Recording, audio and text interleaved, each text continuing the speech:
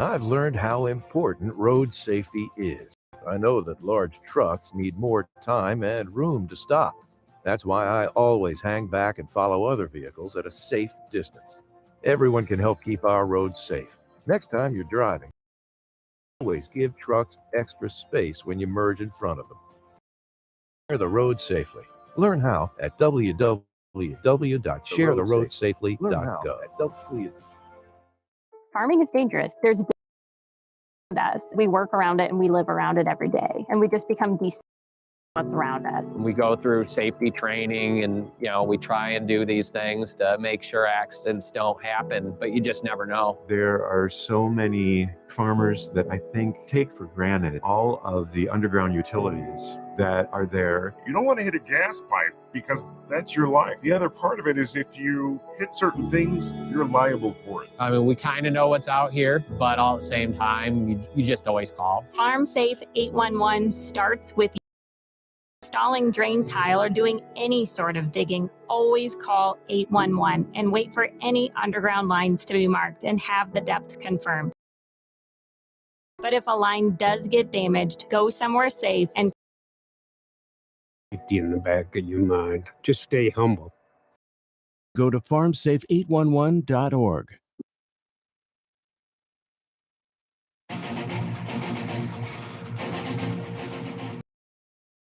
It's time for Mink League Baseball on the Peak Sports Network. Today's broadcast is made possible by Peak Performance Sports Training in Urbandale, taking athletes to a new level. Pitch against the Joplin Outlaws. Let's send you to Park in Boone, Iowa, with the voice of the Peak Prospects, Spencer Bone.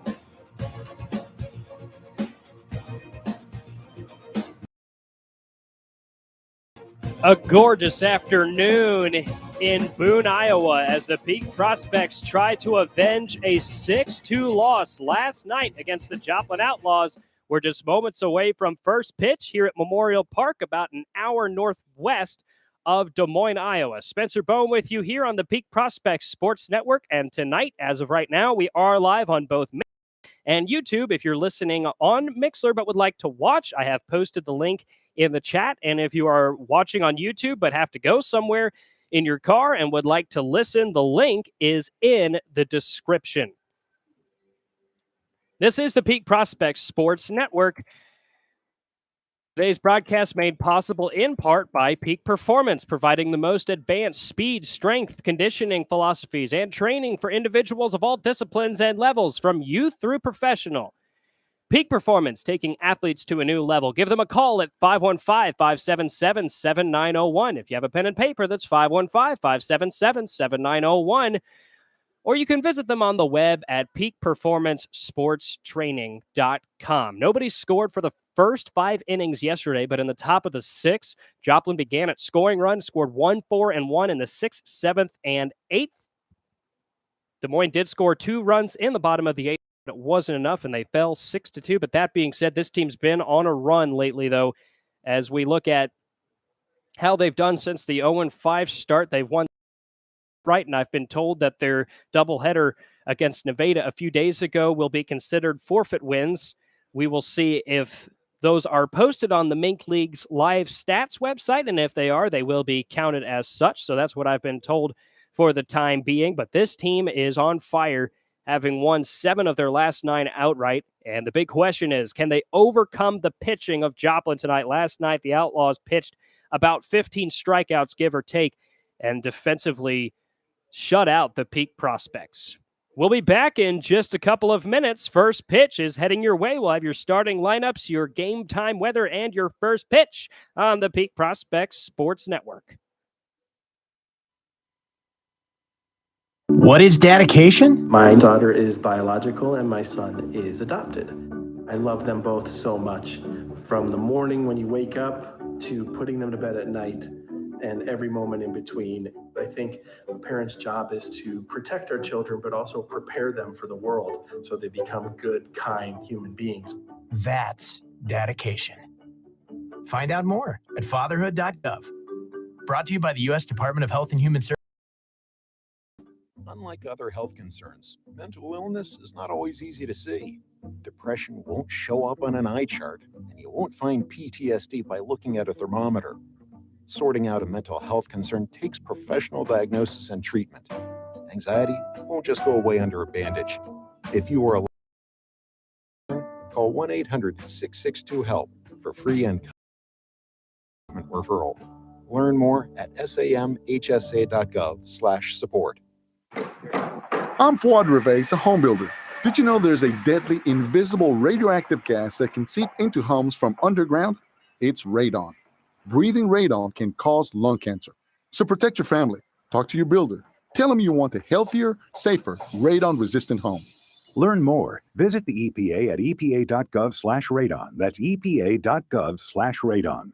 This public service announcement is brought to you by the EPA, who does not endorse this particular builder or any other commercial enterprise. Here's farmer and businessman James Wood. We farm about 3,500 acres. There's pipelines everywhere. The contractor working on my property did not have the lines located before he began work, and it resulted on a strike on a natural gas pipeline. Fortunately, no one was hurt, but it could have been much worse. Never assume the location or depth of underground lines. Always call 811 or visit clickbeforeyoudig.com before you start work. A message from the Pipeline Operators for Ag Safety campaign. Here's farmer and landowner John Prue. We purchased the land about 3 years ago, and there was an old farmstead on there with trees. We were going to clear the land so we could farm through it. We thought we knew where the pipe was, so we didn't call to get it located. The work on our property led to the damage of a light crude pipeline. Fortunately, no one was hurt, but it could have been much worse. Never assume the location or lines. Always call 811 or visit clickbeforeyoudig.com before you start work. A message from the Pipeline Operators for Ag Safety campaign. I've been driving trucks for a long time. Safety is my #1 priority.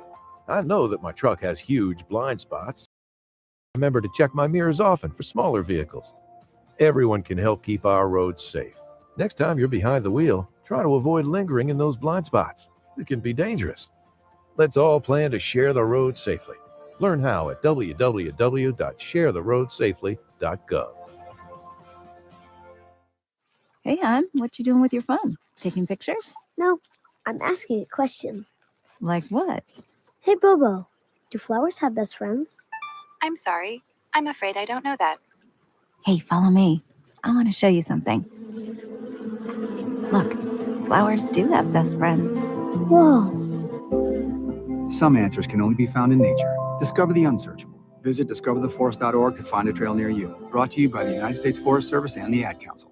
Hi, I'm Smokey Bear, and I made an assistant to help you out, because only you...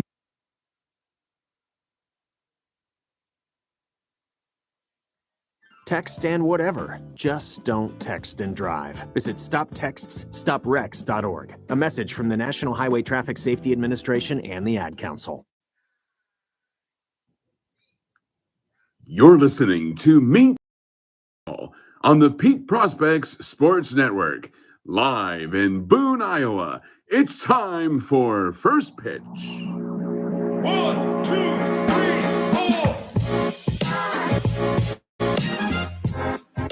4. Time now for your starting lineups in the top of the first, and we'll begin with the road team, the Joplin Outlaws.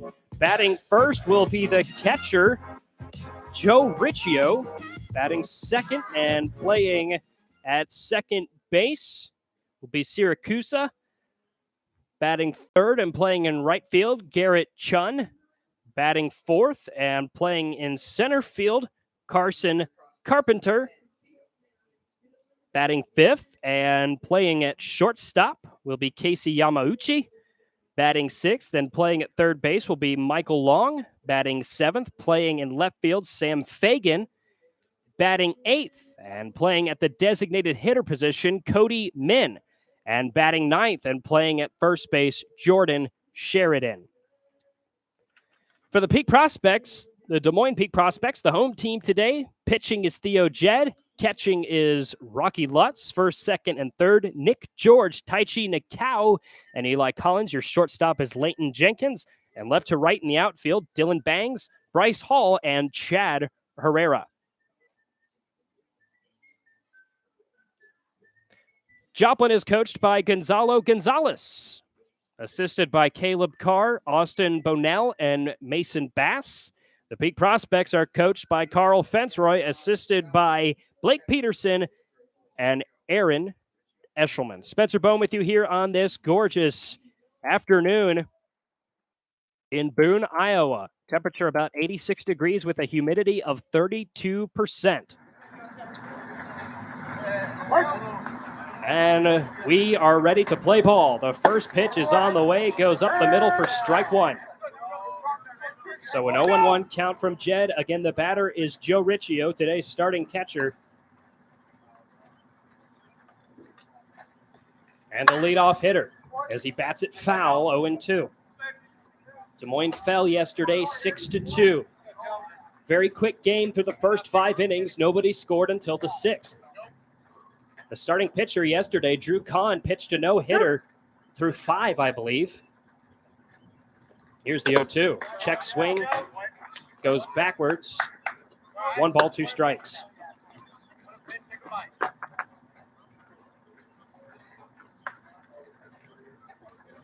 And that was actually called a foul ball, so it's 0-2. Ground ball, slow bouncer, picked up third base. Eli Collins throws over to first.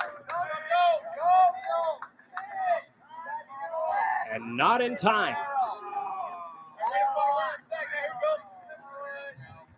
Second baseman number 8, Corey Saracusa.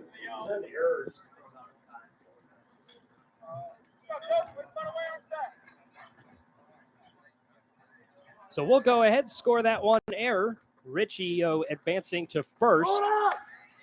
No outs, no score. Here in the top of the first.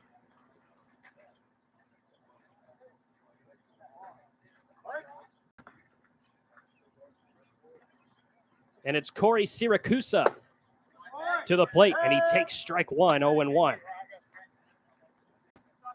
Siracusa from Hawaii goes to Pittsburgh State.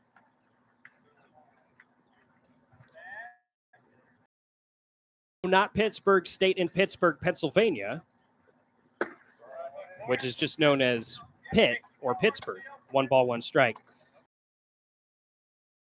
It is an MIAA Division II program. MIAA, one of the premier conferences at the D2 level. 1 ball, 1 strike. Nobody out, 1 on. Siracusa fouls it away. 1 up, 2 down.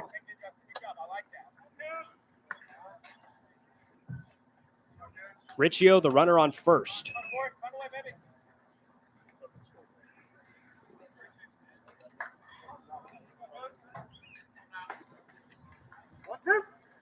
One ball and 2 strikes is the count. They'll check on the runner at first. Ball gets away from first baseman Nick George for the Peak Prospects. I don't think he would have had time for the tag anyways. It's 1 ball and 2 strikes with no outs and a runner on first for Joplin. 1 up, 2 down. The pitch is batted into the air, right of center field, underneath it for the catch. Chad Herrera playing in right field, left field where he usually stays. And it's 1 right away. Field number 1, Garrett Chun. Garrett Chun, the right fielder, up to the plate. He's a left-handed batter.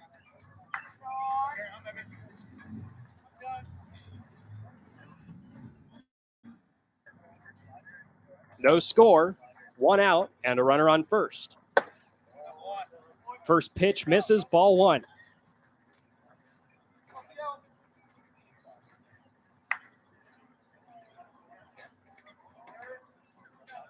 Joplin from Joplin, Missouri, in the southwest part of the state. These teams have now played 3 times. Breaking ball, catching the zone, strike 1. 1 ball and 1 strike with 1 out, 1 runner on. The teams played twice in Joplin in the 3rd and 4th games of the season for the Peak Prospects. Joplin won those 10-4, 14-4, and then yesterday 6-2. Another breaking ball. The throw to second, the tag in time, out number 2. Riccio is caught stealing. And it's 2 away 1 ball and 1 strike. 2 balls and 1 strike, excuse me. On Chun with 2 outs and now nobody on, no score here in the top of the first. Theo Jett on the mound, pitches. This one's batted up. Ball goes into foul territory. The catcher, Rocky Lutz, tries to track it down, but it's well out of play, and the count is even with 2 outs. Strike ends the side here.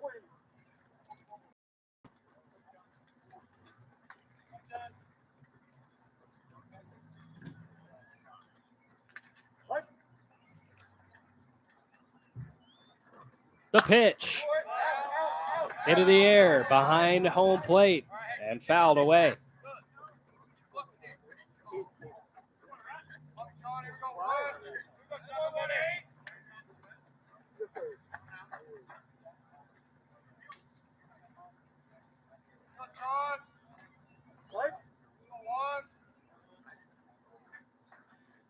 Two up, 2 down. The pitch misses low and outside, and a full count on Chun, the number 3 batter for Joplin.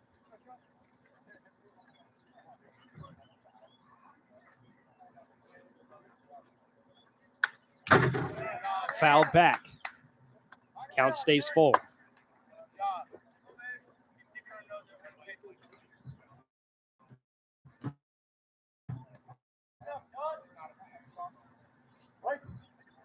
We await another payoff from Geed.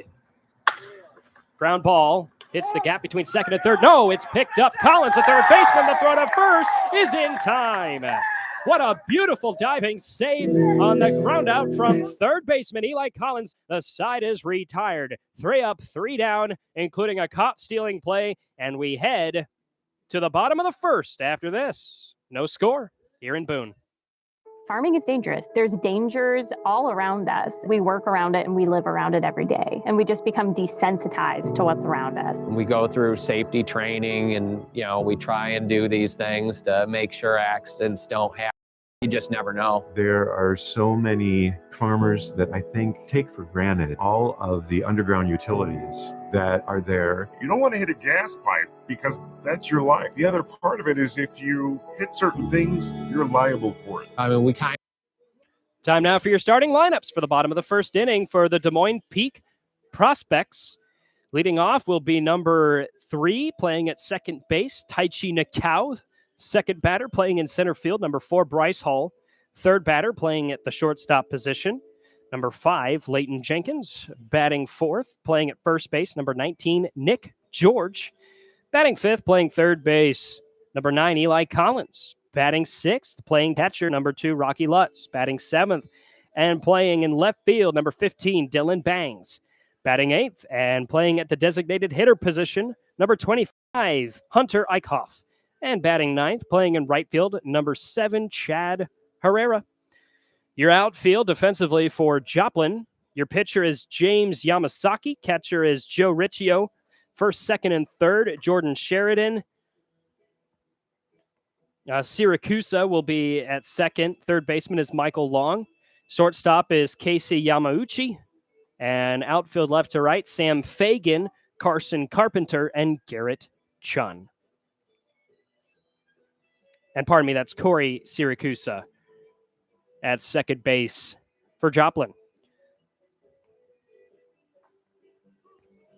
3 batters all retired, although one of them did advance on what I've scored as an error. That was Riccio. He was caught stealing heading to second.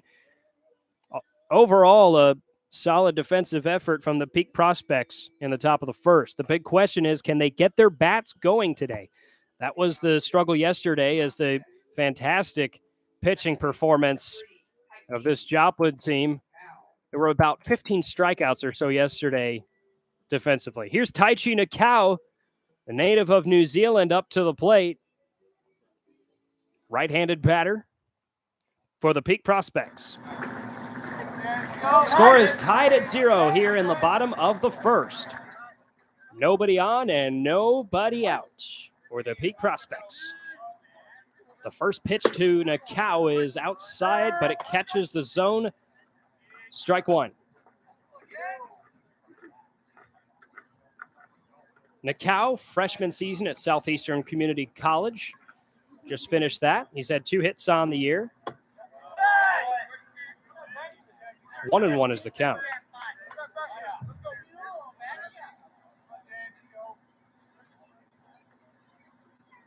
The pitcher today wearing jersey number 11, James Yamasaki from Honolulu, Hawaii, goes to Hawaii Hilo, and he's off to a 2-1 start for the at-bat. Peak Prospects wearing white pants with faded uniforms, white on the bottom, black on the top for a gradient look. And Joplin wearing gray pants with black shirts, red numbers, and a red and white stripe across the front of the uniform and red and white stripes on the sleeves. 2 up, 2 down on Taichi Nakao. It's Nakao, Hall, and Jenkins leading off for the Peak Prospects. Generated 2 hits on their leadoff batters yesterday and didn't have a hit for several innings afterwards. 2 up, 2 down on the way, the break even. That one missed outside. The count is full. Yamasaki going for the same area he did on the first pitch. That one was called a strike. The payoff. Swing and a miss. However, it was tipped foul. Nakao gets another chance. With a full count, nobody out and nobody on for the Peak Prospects.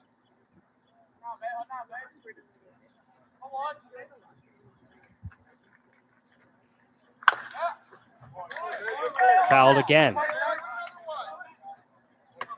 Remains 3-2.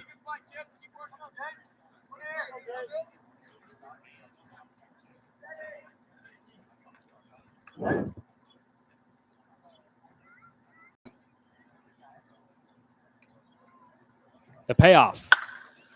Lifted into the air. Will not go past the infield. And making the catch for Joplin, Siracusa, the second baseman. Patrolling center field, stepping up to the plate, number 4, Bryce Hall. Bryce Hall, center fielder today. He's up to the plate from Milo, Iowa. Finished his sophomore season at Ellsworth Community College. Ball 1. Hall played yesterday as well at center field. Singled as the number 2 batter yesterday and did not have another hit as he drills it into center field, but not deep enough. Underneath it, coming forward for the catch, Carson Carpenter, the center fielder, for the fly out. Prospects, number 5, Leighton Jenkins. So 2 outs, nobody on, no score here in the bottom of the first inning. And Leighton Jenkins to try and save the inning, the starting shortstop. He was the leadoff yesterday, the number 1 batter. Today in the number 3 spot, but playing at shortstop as he usually does. And he starts off with a 1-0 count against Yamasaki, the pitcher for Joplin.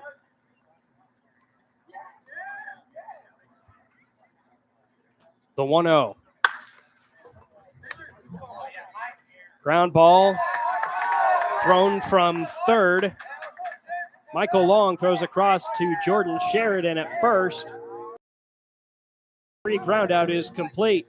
3 up, 3 down for Des Moines, just like it was for Joplin. It'll be the 4, 5, and 6 Carpenter, Yamauchi, and Long when we come back on the Peak Prospects Sports Network. The field of strength and conditioning is extremely dynamic and always changing. We understand that time is of the essence, and athletics are more competitive than ever. The one constant in our profession is the client.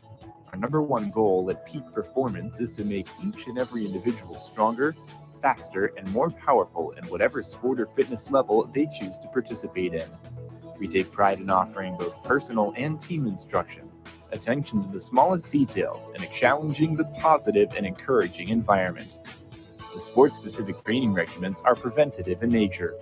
As strength and conditioning professionals, we are entrusted with the care and guidance of individuals from across the country and even some elite world-class athletes. At Peak Performance, we not only improve your athletic performance, but we also focus on instilling confidence and an overall sense of well-being that carries over to everyday life. Give us a call at 515-577-7901 or visit us on the web at peakperformancesportstraining.com. A great day for baseball in the Midwest. We have the College World Series in Omaha, Nebraska, a couple hours to the west. Oklahoma and Texas A&M were playing earlier today when I left town to come up here. Not sure what the score was on that, but I'll find that later on, perhaps.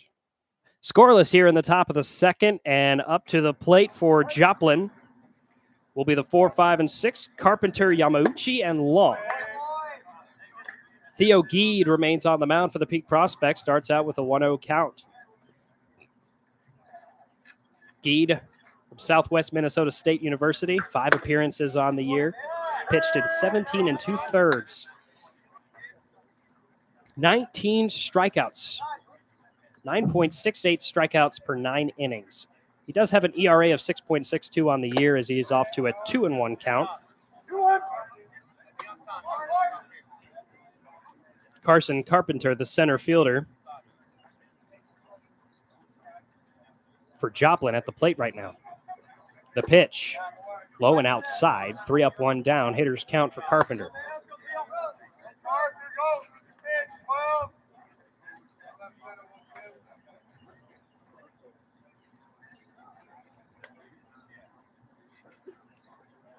Carpenter grounds it foul. The count is full.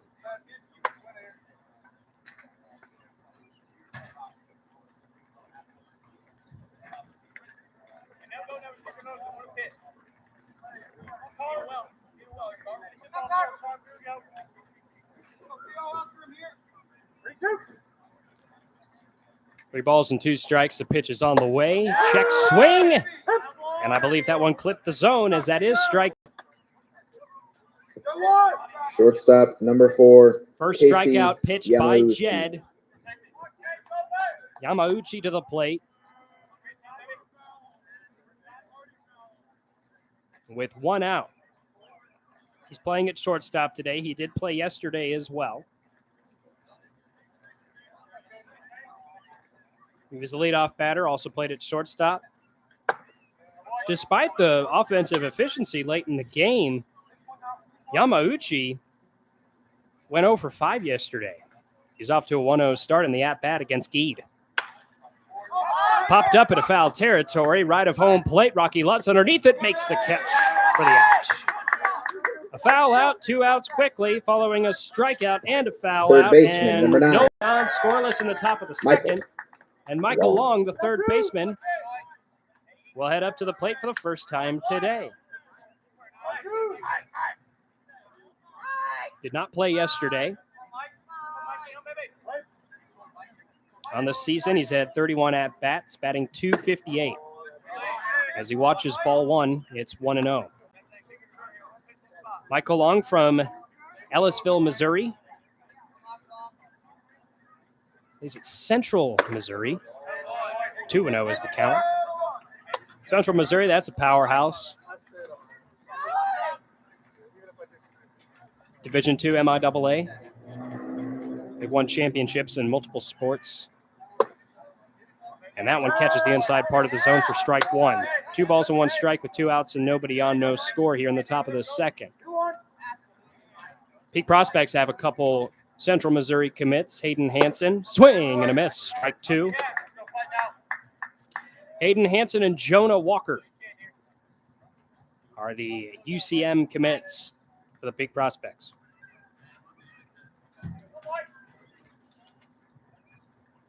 Two balls, 2 strikes, 2 outs, well outside, and it's 3 up, 2 down for Long, for Joplin. Ball walks long, strike ends the top of the second. Here in Boone, Iowa.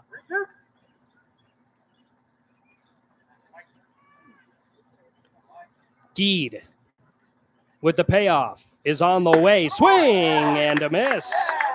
Strike 3, side is retired. 3 batters used, none advance, and we head to the bottom of the first on the Peak Prospects Sports Network.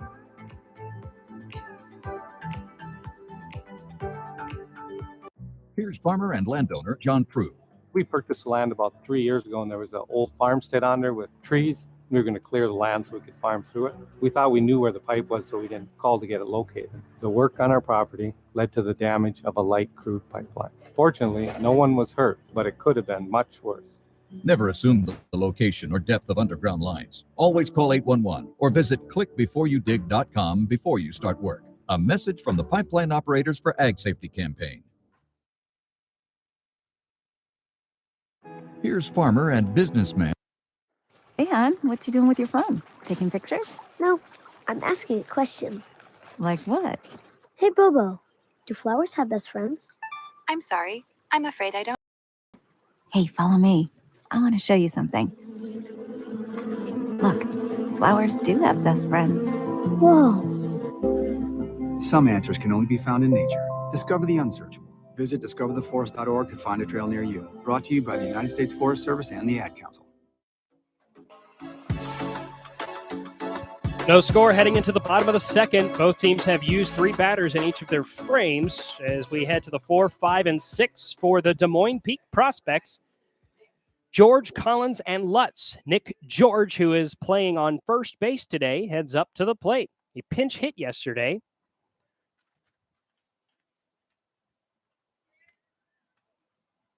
Briefly, he struck out swinging in the 8th. So no score as we head to the bottom of the first. And the first pitch clips the outside part of the zone, 0-1. Your pitcher today, Yamasaki. From Honolulu, Hawaii, goes to Hawaii Hilo. Swing and a miss on George, 0-2.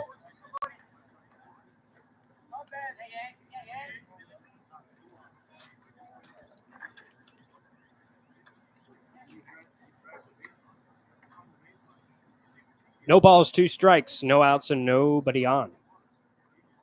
Here's the pitch. Missed it that time, 1 ball and 2 strikes. Michael in the chat says A&M was eliminated today in the College World Series.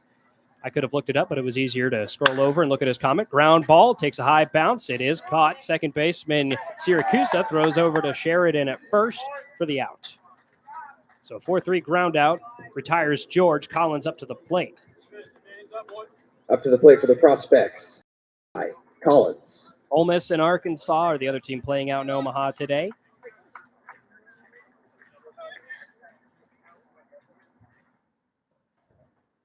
I root for Lipscomb and Vanderbilt in Division I baseball, so I don't really have rooting interests for either one of those teams per se, but that comes with a caveat. Strike 1 as Collins takes a swing and cannot bat it in beyond home plate. 0-1 to start the at-bat with nobody out and nobody on and no score here in the bottom of the second. That one looked to be high, 1 ball and 1 strike.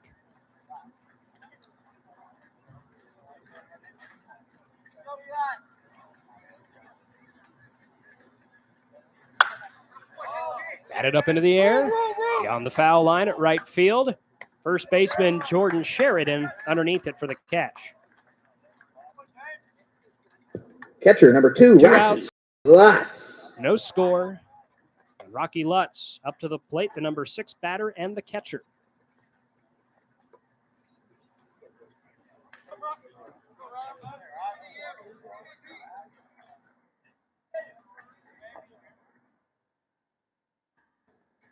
First to Lutz.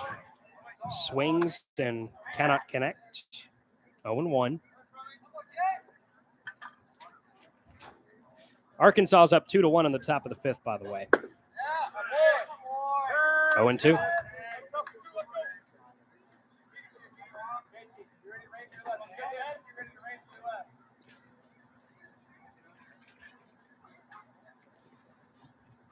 Lutz strikes out swinging, and the side is retired.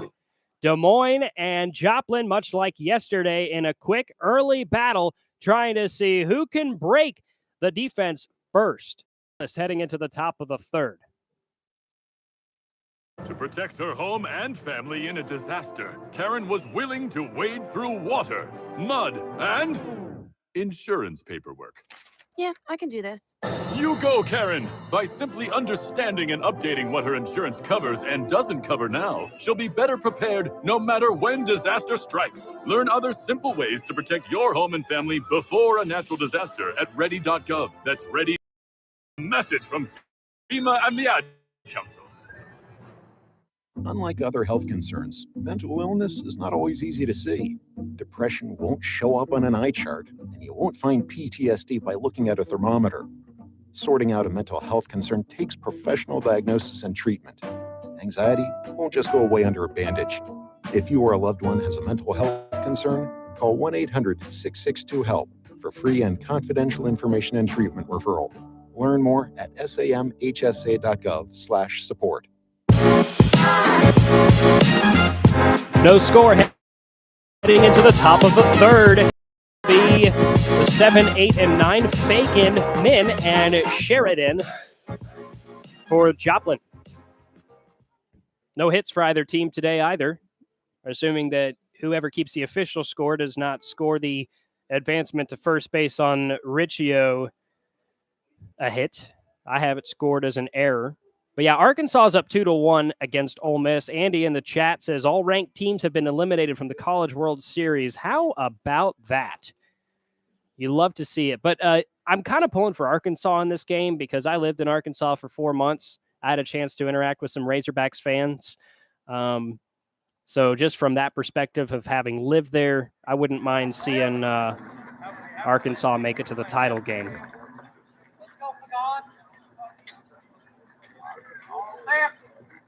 Also in football, Ole Miss and Vanderbilt are bitter rivalries, or rivals, and I pull for Vanderbilt in that one. So first pitch is inside, and it's 1-0 to Fagin for his first at-bat today, the left fielder, Sam Fagin, for Joplin. The Outlaws 8-8 on the season. Deed remains on the mound. That one, from my vantage point, looked inside, but it's 1-1. Again, as I always say, the umpire does have a better view than I do, though as far as my experience in the Mink League goes so far, this is one of the better press box views. That definitively is a ball, 2-1.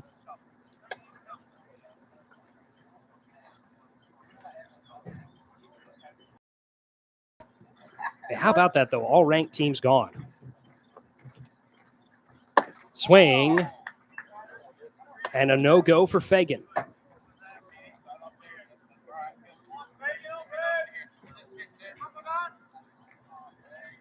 Stanford got eliminated in the College World Series, I believe, by Arkansas. Oregon State didn't make it out of Supers.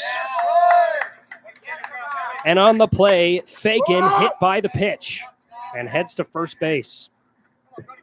Designated hitter number 20, Cody. Min, the DH, up to the plate. That's the second base runner today for Joplin. So no score here in the top of the third, no outs. Base runner on first is Fagin, and Min to the plate. Again, the starting DH today. Cody from Hilo, Hawaii. He goes to Hawaii Hilo as he fouls the first pitch beyond the right field fence, and it's 0-1.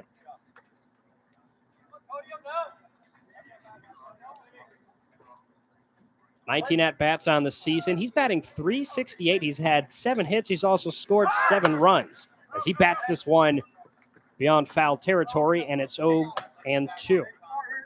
Sheridan on deck, the number 9 batter, waiting for his first plate appearance today.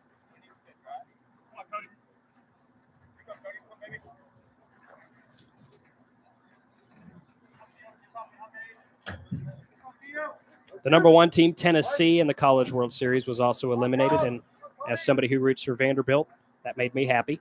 0-2. Ground ball. Picked up, second base, throws it over to Jenkins, and the throw to George for the double play.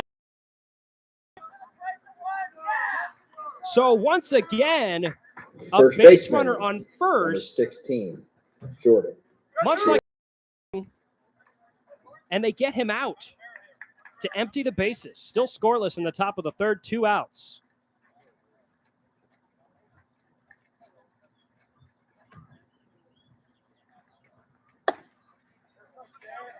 One 1-0. First pitch is high from Geed. As I mentioned earlier, this is his 6th appearance on the season. That time catches the zone on the outside part, 1 ball, 1 strike. So if Sheridan advances, we go back to the top of the order with Riccio. As we await the 1-1. Strike 2 called. Similar part of the zone. 1 strike to end the inning.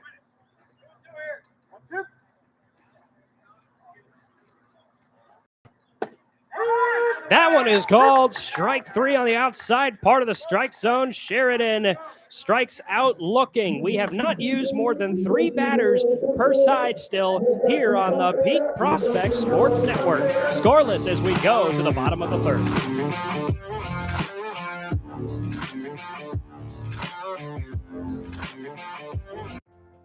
I've been driving trucks for a long time. I'm Fuad Revez, a home builder. Did you know there's a deadly, invisible radioactive gas that can seep into homes from underground? It's radon.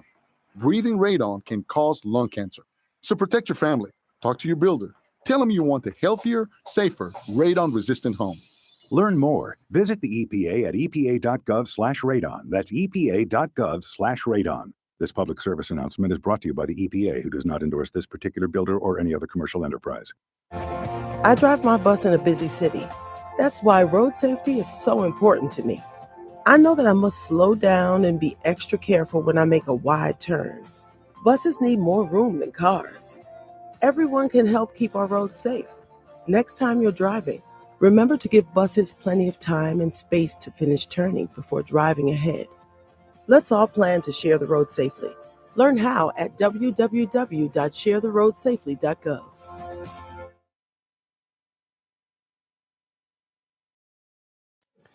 The 7, 8, and 9, Bangs, Eichhoff, and Herrera up to the plate for the Peak Prospects. Tied at 0 in the bottom of the 3rd.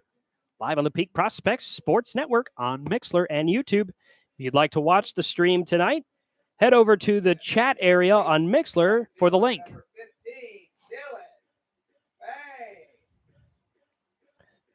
Dylan Bangs did not play yesterday, but has seen significant action on the season.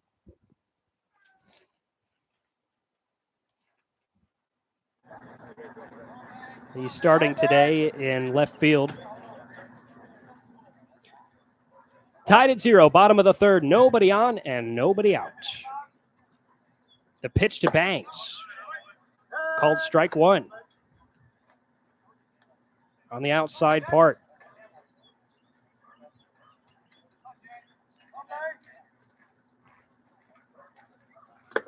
Bangs has seen limited action. He's 1 of 8 on the year. That 1 hit was a double as he looks at ball 1 to even the count. The break even. Again, it clipped the outside, and it's 1-2.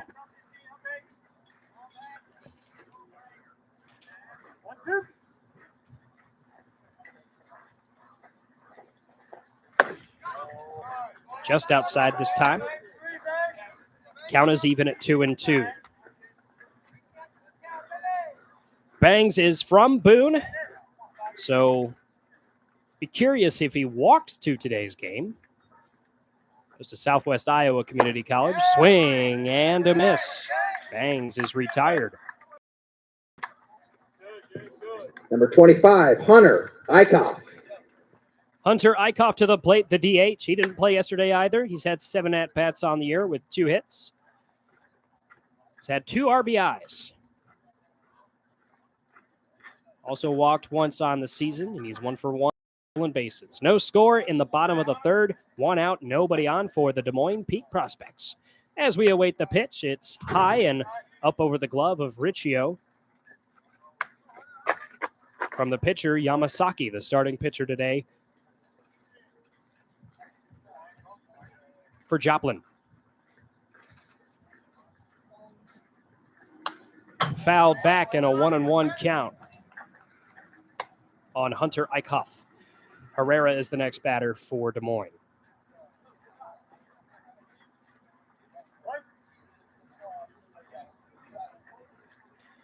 One up, one down. The pitch hits the inside lower corner, 1-2.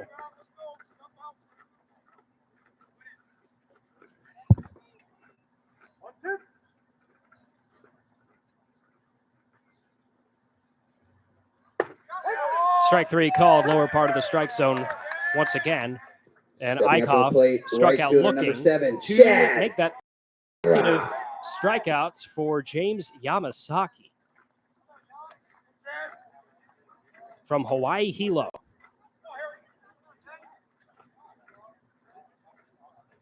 Chad Herrera to the plate. He did not play yesterday. Typically the starting left fielder when he does play, but he's in right field today as he fouls the first pitch rightward, 0-1. Herrera from Richardson, Texas, finished his sophomore season at Crown College, batting .375 on the year.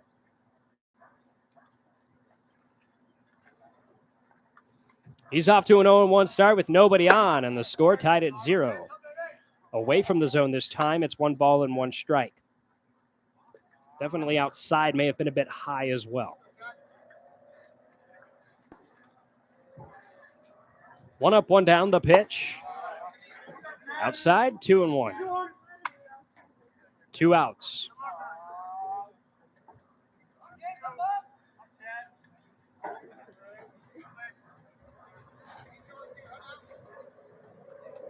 The pitch, fouled away.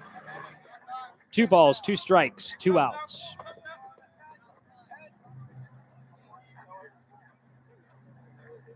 Three consecutive strikeouts pitched by Yamasaki.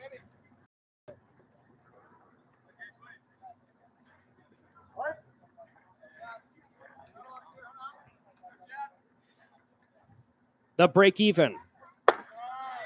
Upstairs. Count is full on.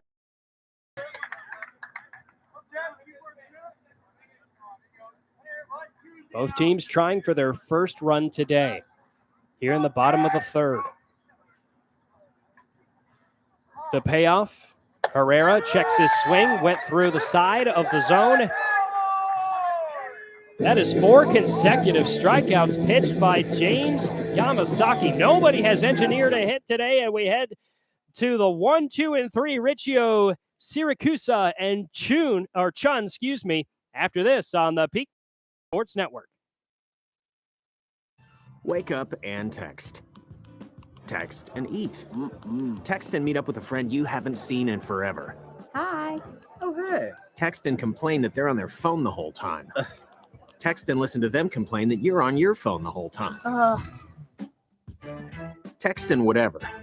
But when you get behind the wheel, give your phone to a passenger. Put it in the glove box. Just don't text and drive. Visit StopTextsStopWrecks.org. A message from NHTSA and the Ad Council. I'm Smokey Bear, and I'm instant to help you prevent wildfires. Dude, I've got this. I've been camping since I was 5 years old. But I am a camping influencer. You know what? I'll bet you $5. Assistant Smokey, what is the best way to put out a campfire? To put out a campfire, drown with water, stir, drown again. Then make sure the fire is out cold by feeling with the back of your hand. Wait, really? I'll take the $5. Learn more at SmokeyBear.com. Forest Service, your state forester, and the Ad Council.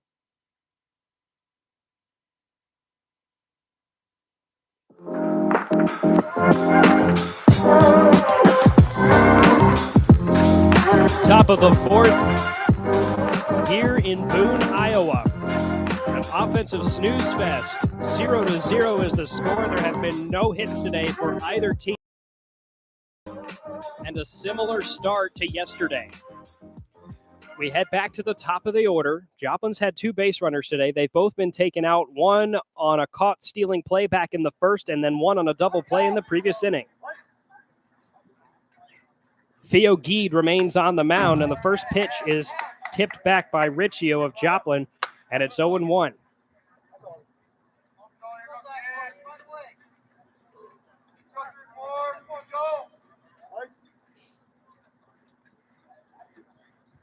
The 0-1 stays downstairs. 1 up, 1 down. Riccio from Pleasant Prairie, Wisconsin.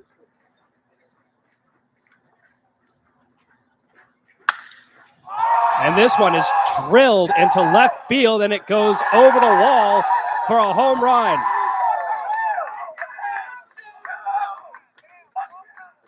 Well, that's the first hit of the day for either side.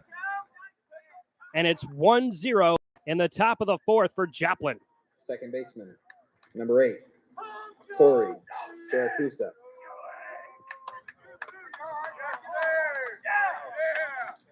Riccio rounds the bases and receives a congratulations from his teammates. And for Riccio, that is his first home run of the year, the 6th on the season for Joplin. And Geed goes inside on the pitch to Siracusa for the 1-0 count. So first hit for either side, according to my scorebook. The 1-0 misses, and it is 2-0 on Siracusa.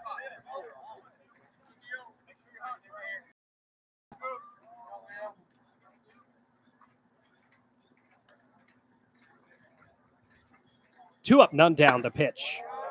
Missed the inside part of the zone, 3-0. Somebody was walking her dog beyond the left field as well. And I believe she was walking away from the play. It's a good thing that play didn't happen a few seconds earlier. Strike one is called on the 3-0. It's 3 balls and 1 strike. Both of the home venues being used right now for the Peak Prospects are surrounded by houses. 3 up, 1 down, outside, ball 4, base runner, will it? Nope, they called it strike 2.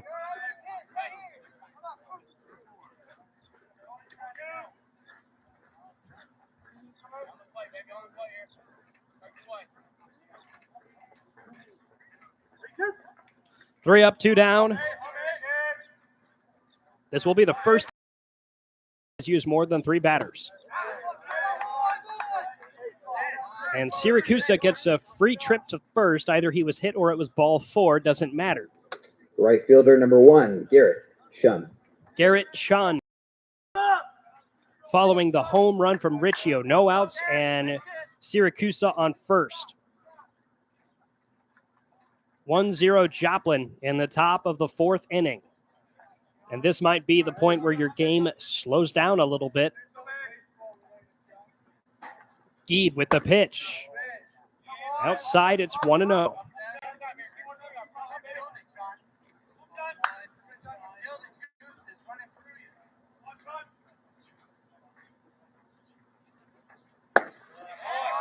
Two and 0.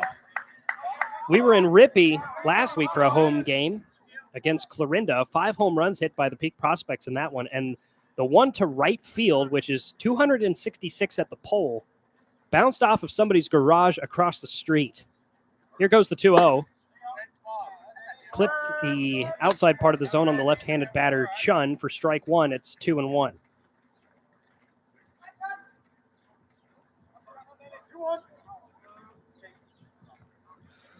Here in the top of the 4th with no outs and a runner on first and a 1-0 Joplin lead. Check swing. Strike 2.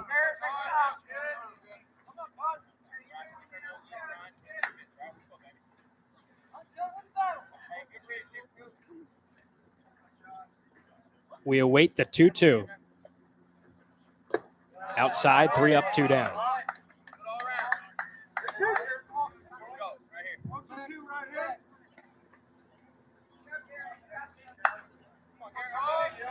So a full count with a runner on first, no outs, as Geed looks for his 3rd strikeout today. It's on the way, swing and a miss, as that one looked like it was going outside. Chun decided to go for it. Center fielder, number 12. Out number 1. So it's 1-0 Joplin following the leadoff home run from Riccio just a few minutes prior to the strikeout from Chun. Siracusa is on first off the free trip. Carpenter, the center fielder, up to the plate with 1 out. Geed on the mound. Here's the pitch. And the at-bat for Joplin's Carpenter starts out with an 0-1 count.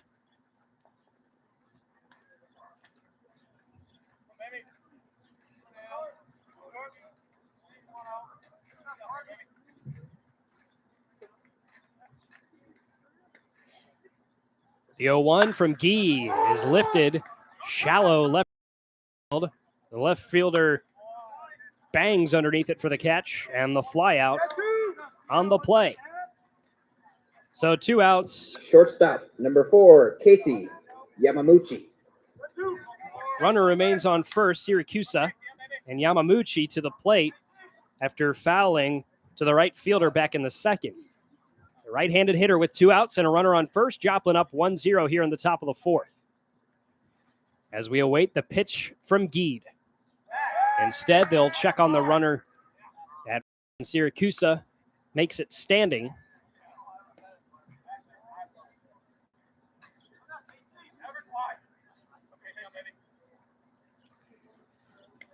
So still no count on Yamauchi. Bunts it into foul territory, and it's 0-1.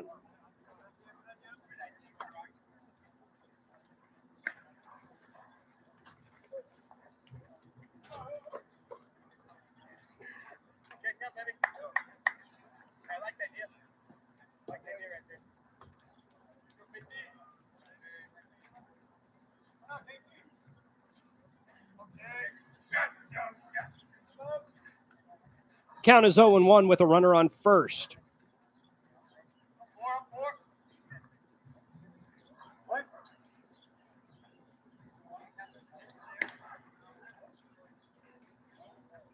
Runner goes. And he'll make it to second as the throw is off the plate. Siracusa is now in scoring position with 2 outs. He would be the second run today for Joplin, and the count is 1-1.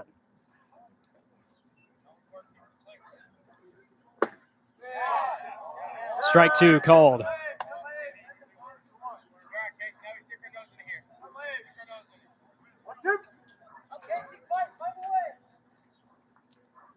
One strike to end the side. Here's the pitch. Ground ball. Hits the gap between first and second. And Siracusa will stop on third on the single. Yamauchi safe at first. Second hit of the day for Joplin. Up 1-0 with 2 outs here in the top of the fourth.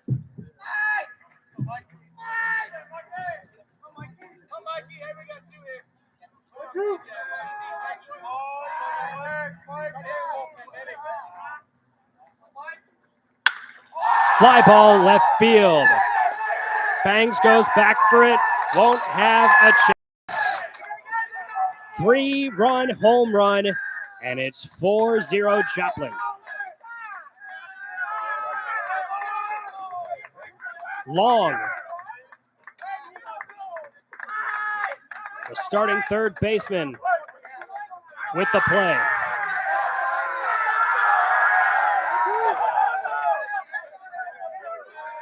Two outs. Bases are cleared. It's 4-0 Joplin here in Boone, Iowa. Fagan to the plate.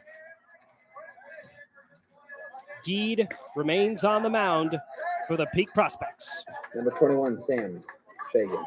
Fagan was hit by a pitch back in the third.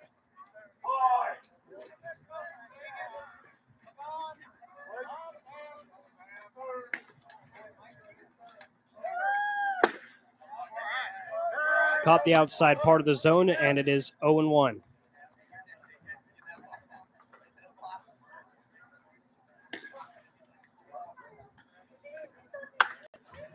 Lifted beyond the left field line. 0-2 on the foul ball.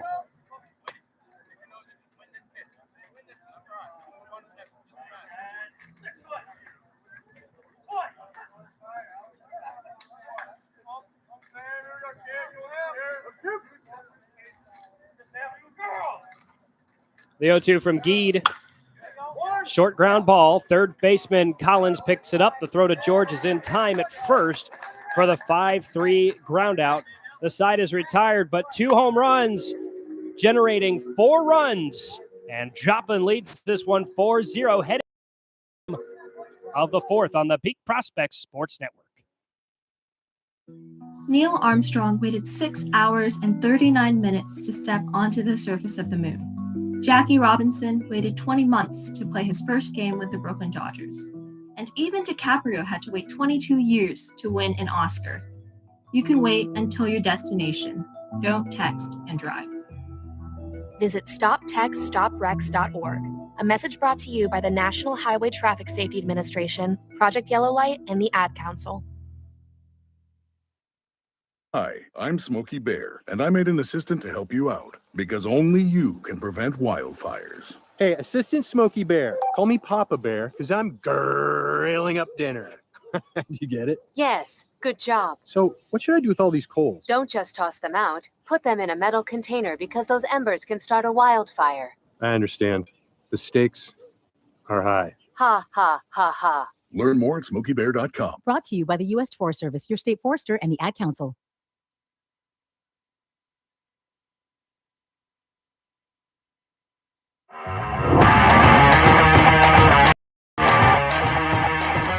"4-0 Joplin, 2 home runs, leading to the 4 runs scored by the Outlaws.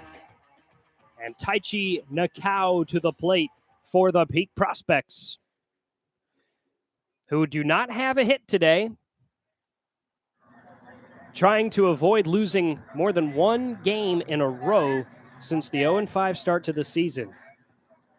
Peak Prospects are 7-7, 9-7 if the Mink League counts the no contests against Nevada, as the first pitch is outside from Yamasaki, the starting pitcher. And boy, what a fantastic day he's had. Following pop-outs, fly-outs, ground-outs, foul-outs, he's had 4 strikeouts in a row, and he's off to a 1-1 count on Taichi Nakao.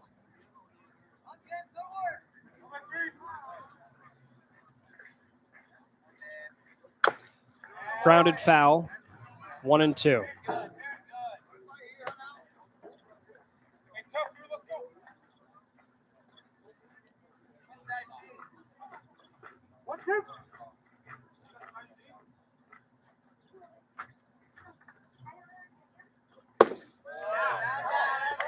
Two and two.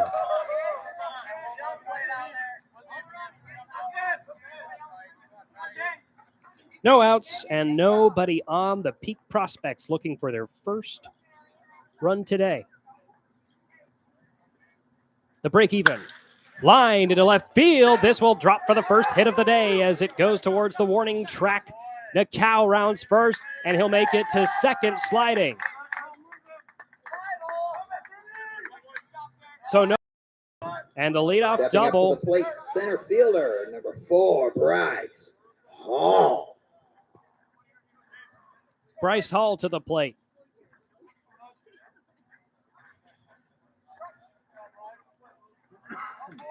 Flew out to center field back in the first. Des Moines down 4-0, but has its potential first run on second with nobody out. The pitch to Hall as he pops it up into the air. Syracuse, the second baseman, makes the catch.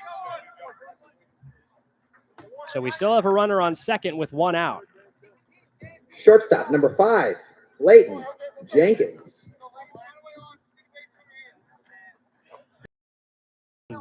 To the plate.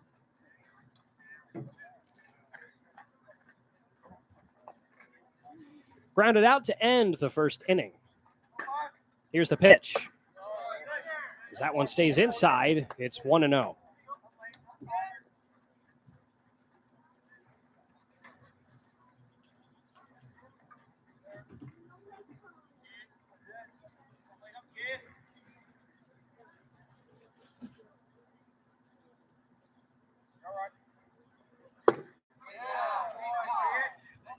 Strike one. Jenkins goes around for it. 1 out, runner on second. Des Moines down 4-0.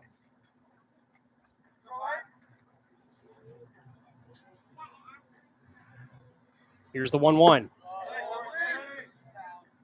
Missed the corner. 2 balls and 1 strike.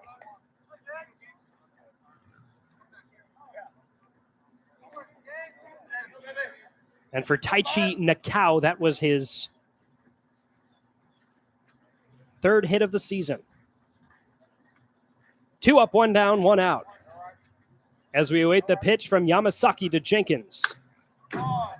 Fouled. Count is even.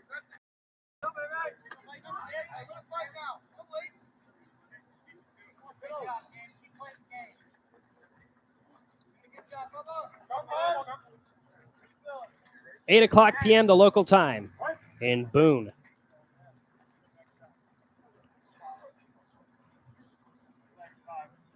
It is a gorgeous day outside.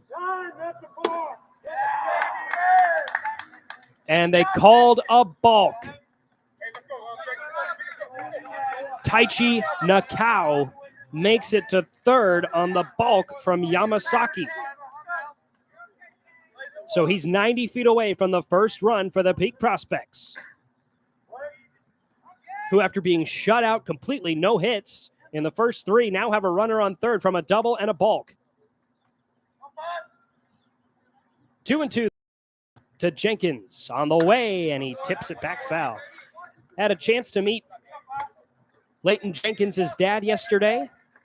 Made the 15-hour drive from Collinsville, Mississippi, to come watch his son play baseball. A very nice man. 2-2. Popped up. Yamasaki, the pitcher, heads over to home plate to make the catch. 2 outs with a runner on third. Peak Prospects down 4-0.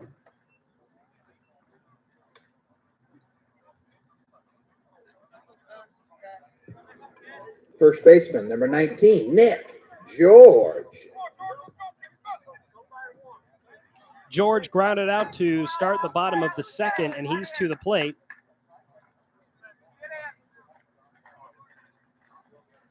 The left-handed batter has had 2 home runs on the season.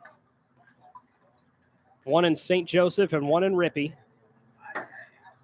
He looks at an outside pitch. It's 1-0. One of 2 Peak Prospects to generate 2 home runs on the season. Cole Yearsley, the other one, who played yesterday. The 1-0. Called ball 2. 2-0. With 2 outs.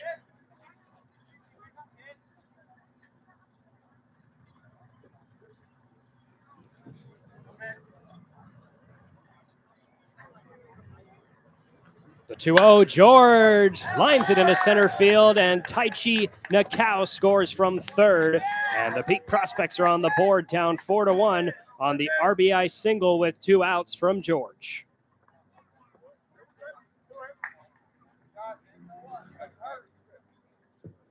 Third baseman, number 9, Eli Collins. Timely play for the Peak Prospects, who were shut down completely offensively through the first 3 innings, but have started opening things up here in the bottom of the 4th after the 2 home run spree from Joplin, as the first pitch is called strike 1, and it's 0-1. Eli Collins, the batter.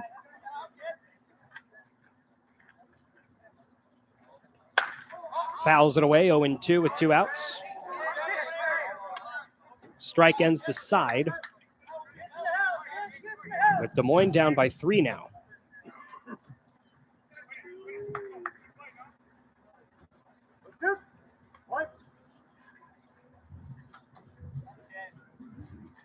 The 0-2.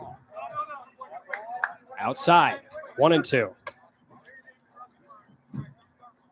Eli Collins from Laurel, Mississippi, which is north of Hattiesburg. I've passed through Laurel on the interstate. I've been to Hattiesburg. 1-2 with a base runner on first. Here it goes. Short chopper heads slowly over to Long at third base, and the throw to first is not in time.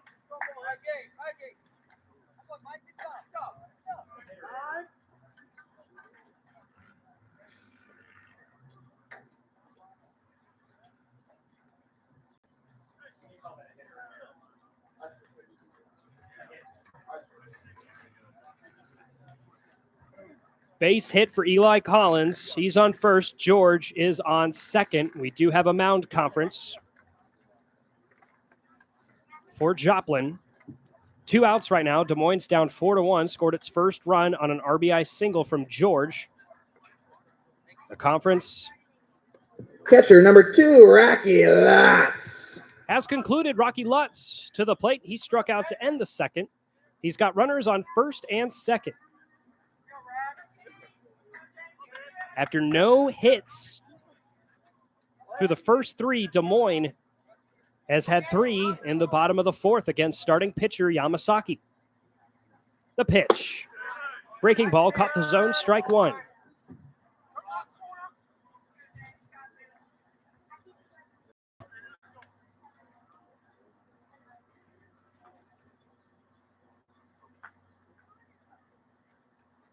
The 0-1. Outside, 1 ball, 1 strike.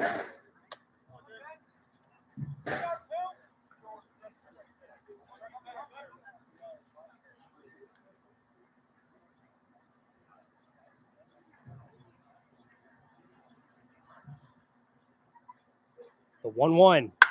Ground ball. Misses the gap. It's picked up. Yamauchi, the shortstop, throws to Coos at second for the ground out. Des Moines strands 2 runners.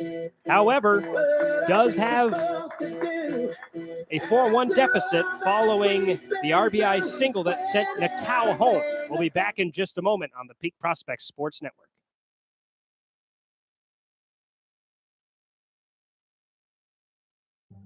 Why was the basketball court all wet?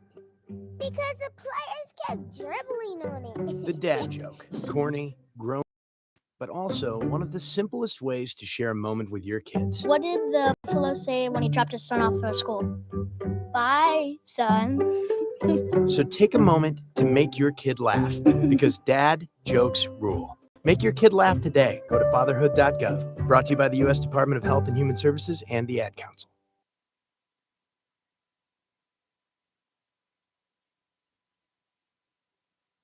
All over America, people are taking the national test. Have you? Answer true or false. Radon is a radioactive gas. True. I didn't know that, no. True or false? The Office of the Surgeon General recommends that all homes be tested for radon. True, your home should be tested. True or false? Radon is the second leading cause of lung cancer. True. I'm going to dial the number and call 1-800-SOS-RADON. Keep your family safe from radon. Call now. 1-800-SOS-RADON. Going down 4-1. Top of the 5th, it's Joplin. Scored 2 home runs in the previous inning for its 4 runs. It'll be Min, Sheridan, and Riccio, the 8, 9, and 1. New pitcher on the mound for the Des Moines Peak Prospects is number 21, Mike Bonner.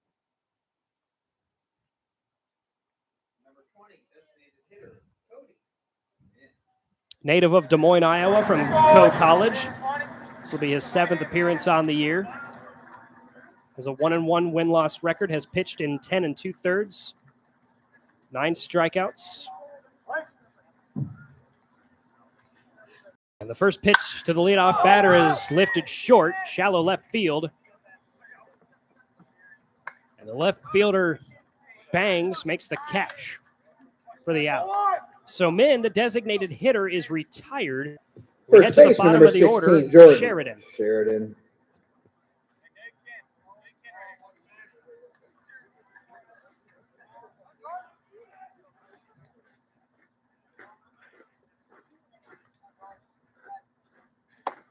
Breaking ball.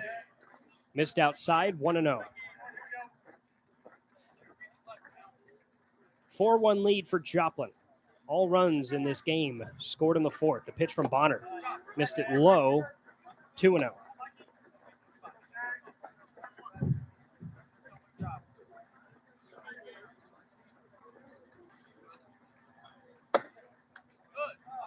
And strike 1 is called. Left side of the zone, left-handed batter, Sheridan. At a 2-1 count. Now 3-1.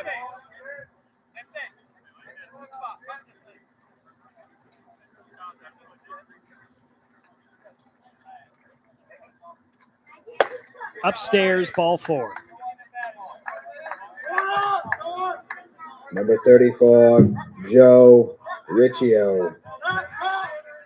Well, Joe Riccio, who had the leadoff home run to start the 4th inning, back to the plate at the top of the order.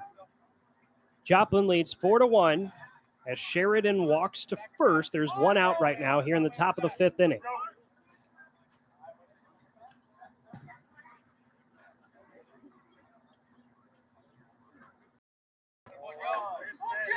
Missed it upstairs again, and it is 1-0.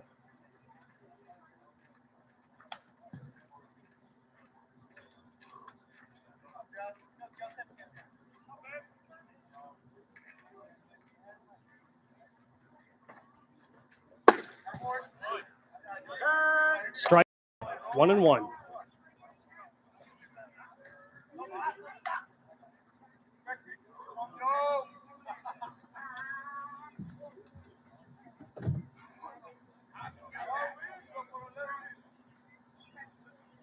The 1-1. 1-2, as that one got the outside part of the zone.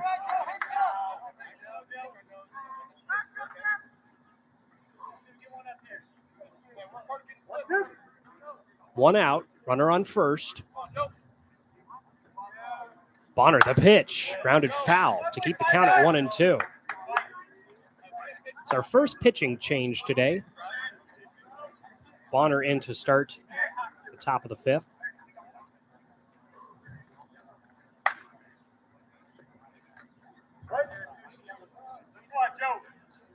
Deeds Day is done with 3 hits, 4 earned runs allowed. 1-2 is the count.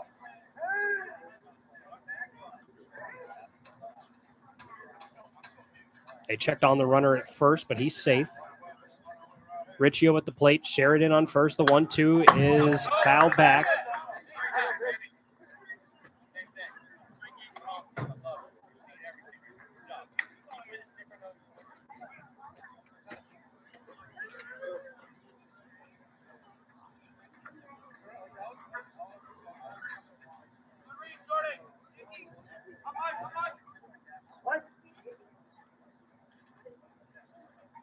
One up, 2 down.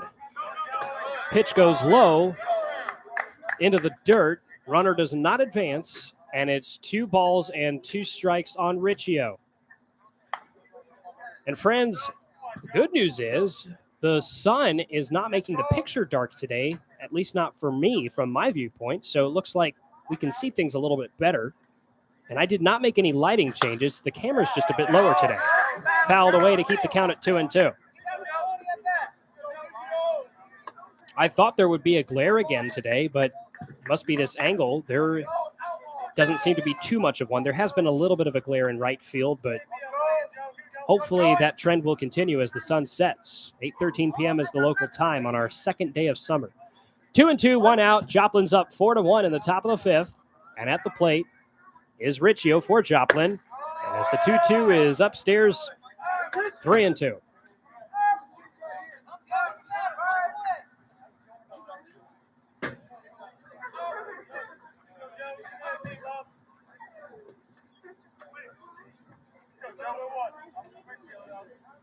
The payoff. Up in the air. This is a foul ball. 3-2.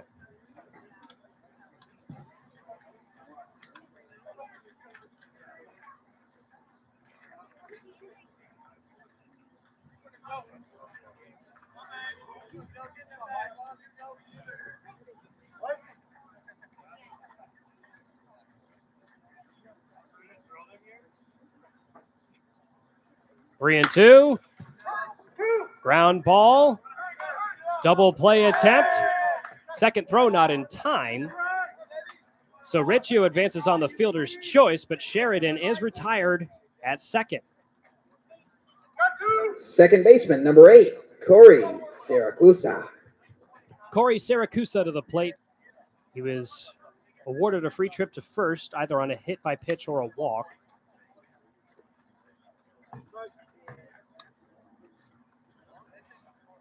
He scored on the 3-run home run from Long. So 2 outs, runner on first. Joplin's up 4-1 in the top of the 5th. Syracuse, the number 2 batter today in the 4th of the inning, to the plate.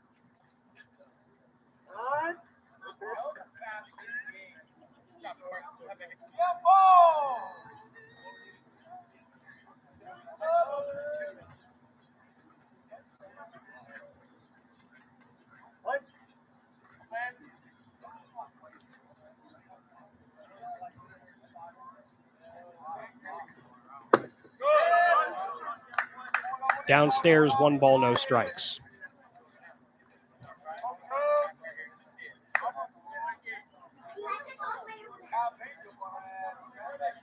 Both home runs today were hit to left field, left of center field, really. One of them landed a few feet away from somebody's parked van. 1-0, fly ball right field, and beyond the foul line, 1 ball and 1 strike. On Syracuse for Joplin.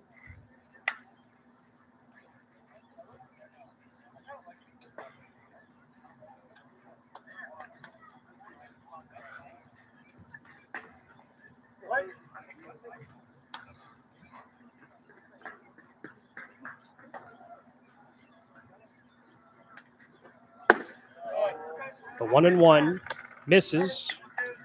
2 balls and 1 strike. Christy, watching from Mississippi tonight, says we can see much better tonight. I'm happy to hear that. As I mentioned earlier, I think this lower camera angle, which I tried to make it a lower camera angle, but I didn't think it would be low enough. 2-1. Ball 3. Hitters count right now to Syracuse.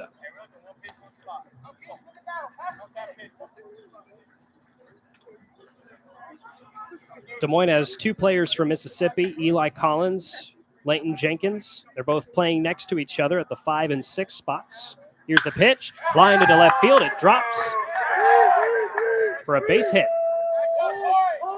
So Syracuse with his first hit of the day, and that sends Riccio to second.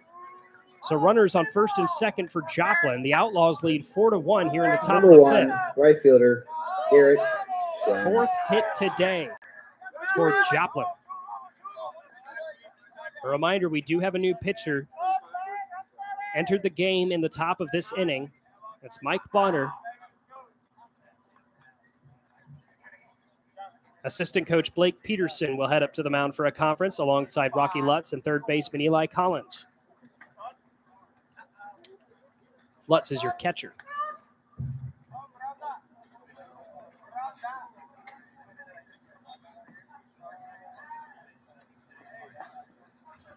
(4-1) Joplin leads. Runners on first and second with 2 outs.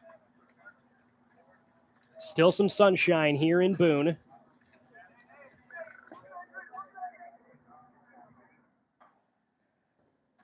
Sunset at 8:55 in Boone, Iowa.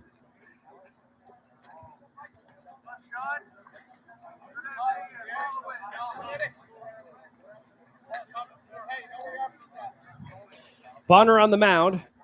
The conference is done. Chun to the plate with Syracuse on first and Riccio on second for Joplin. 2 outs. 1-0.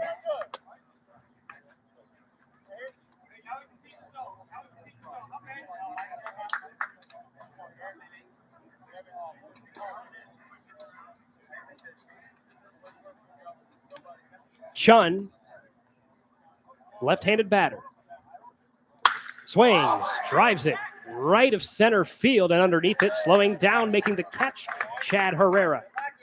And the side is retired. No runs scored. 1 hit generated by the Outlaws, and we'll head to the bottom of the 5th. Des Moines down 4-1. Hey. Oh, hey, Deb. I thought you were the radon test guys. The who test guys? Didn't you see the papers Sunday? The Surgeon General issued another lung cancer warning. Oh, like the cigarette warning? Yeah, they're saying we have to get our houses tested for radon. I don't smell any radon in my house. That's because radon is an odorless, colorless, tasteless gas that seeps into your house from underground. Does this story have a happy ending? Yeah, you'll be a lot happier once you get your house tested. Learn more. Visit the EPA at epa.gov/radon. That's epa.gov/radon. As a truck driver, I've learned how important road safety is. I know that large trucks need more time and room to stop. That's why I always hang back and follow other vehicles at a safe distance. Everyone can help keep our roads safe. Next time you're driving, try to remember to always give trucks extra space when you merge in front of them. Let's all plan to share the road safely. Learn how at www.sharetheroadsafely.gov. Des Moines Town 4-1 here in Boone, Iowa, bottom of the 5th. It's the 7, 8, and 9. Bang, Zykoff, and Herrera for the Peak Prospects, who scored their first run down 4-0 in the bottom of the 4th.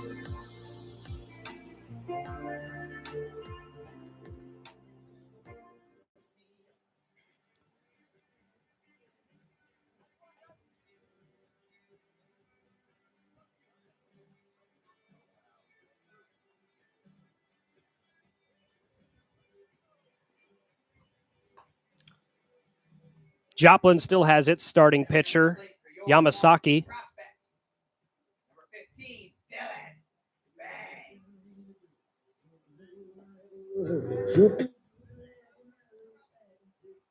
Dylan Bangs, the starting left fielder, to the plate. Des Moines down 4-1 here in the bottom of the 5th.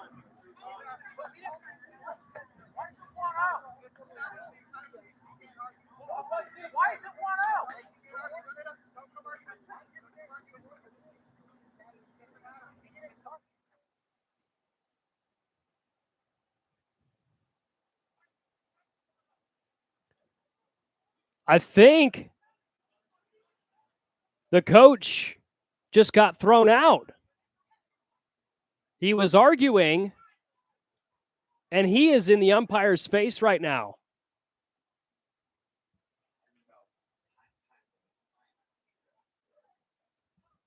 He was arguing about the time the pitcher got, according to Gabe, who's in the press box with me.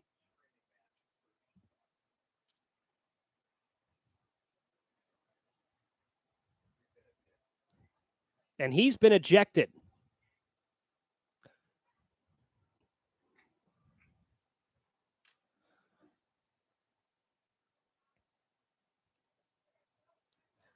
That's why you don't hear the field mic right now, ladies and gentlemen. Because once I heard the voices rising, I knew it was time.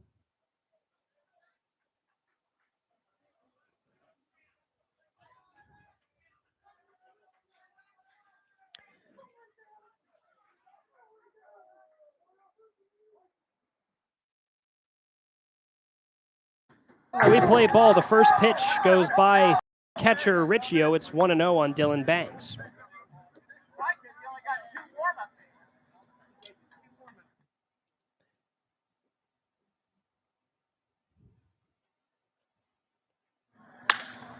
And batted into right of center field, and it drops and bounces into the right fielder's glove. And on the play, Dylan Bangs, the number 7 batter, with a leadoff single. Number 25, Hunter Riker.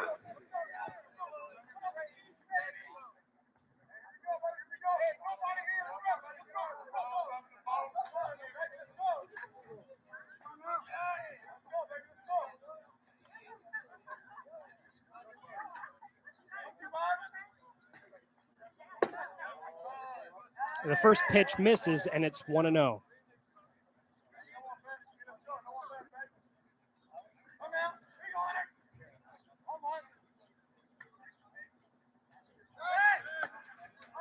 They'll check the runner at first.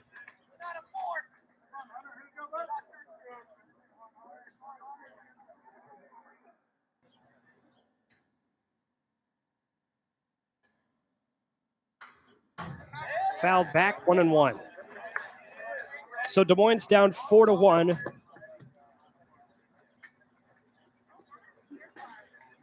With a runner on first and a 1-1 count to Hunter Eichhoff, the designated hitter.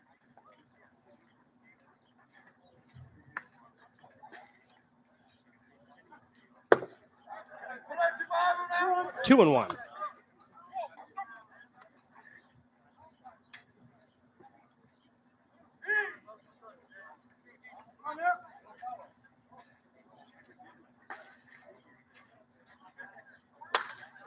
In the air, beyond the right field line, 2-2.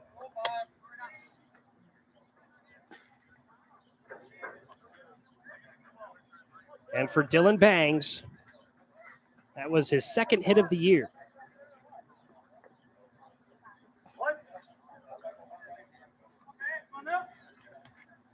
We await the break even from Yamasaki. Here it is. In the air, right of center field. Two outfielders racing for it right now.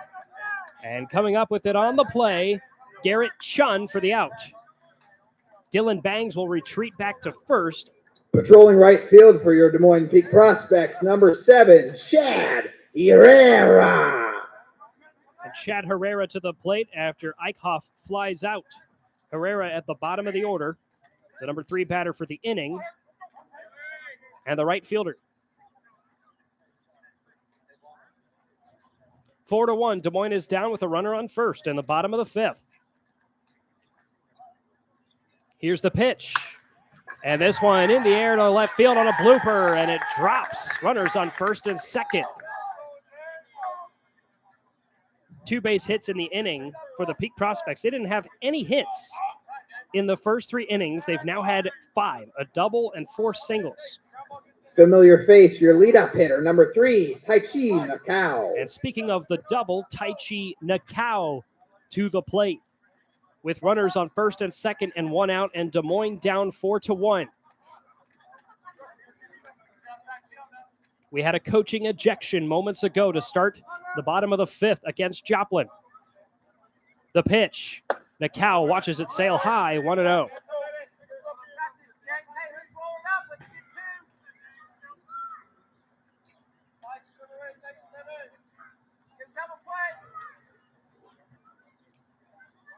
Your force outs are 1, 2, and 3 as Nakao fouls it away. 1-1. Hall would be your next batter. He's 0 for 2 today. 1 up, 1 down.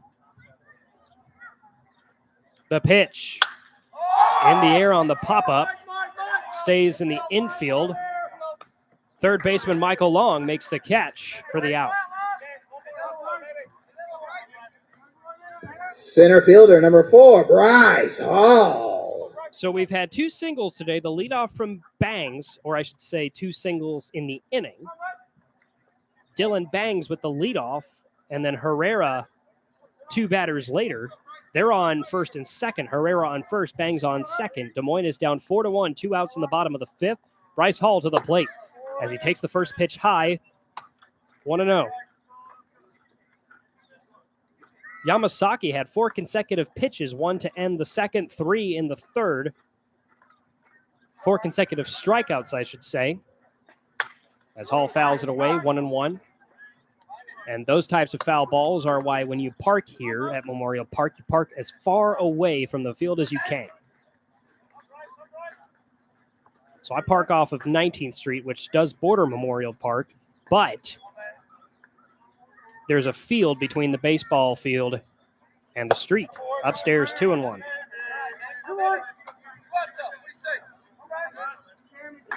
So Hall at the plate, runners on first and second. Des Moines trying to rally back in the bottom of the 5th after the 4-0 deficit in the middle of the 4th. They're down 4-1. Here's the pitch, and Hall. Another foul ball, 2-2. 8:29 p.m. the local time. Sun is still in the sky right now, but the trees are predominantly hiding it. 2-2, 2 outs. Runners on first and second. Peak Prospects down by 3. Hall at the plate. The pitch. Hall grounds it, and it is thrown on the fielder's choice from Siracusa, the second baseman, to the shortstop, Yamauchi. And that will take us to the end of the 5th. 2 base runners stranded for the Des Moines Peak Prospects. When we come back on the Peak Prospects Sports Network, 4-1 Joplin leads heading into the top of the 6th.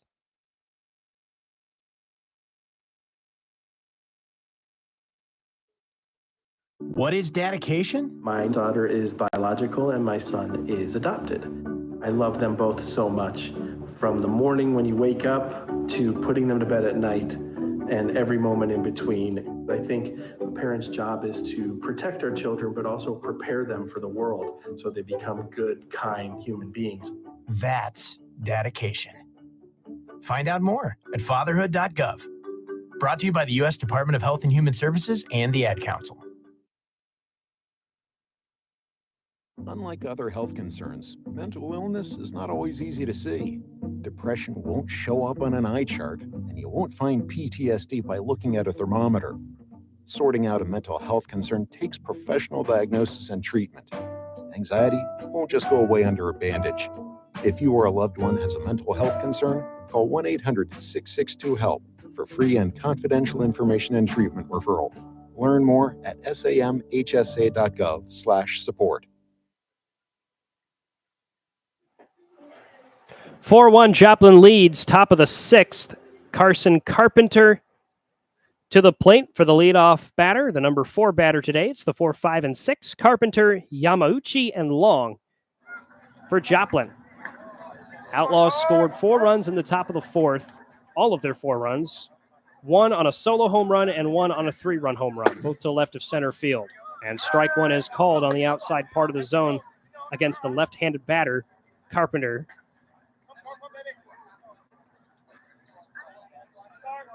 Mike Bonner remains on the mound for the Peak Prospects.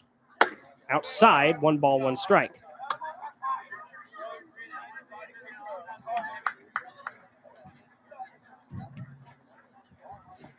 We're live on Mixler and YouTube. 2-1. 1-2, excuse me.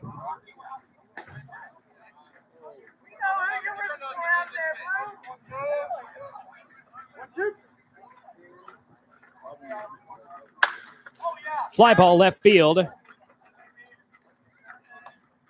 And Dylan Bangs makes the catch near the warning track for the out.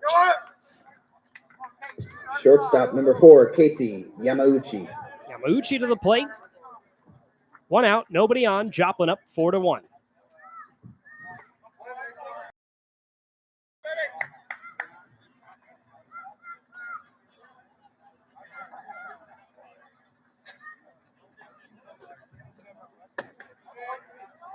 Strike 1 called, and it's 0-1 to Yamauchi.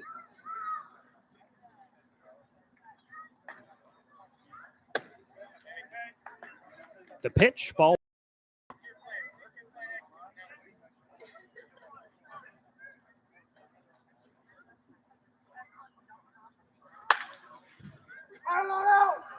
Popped into, well, beyond the right field ball, 1-2. 1 batter retired already.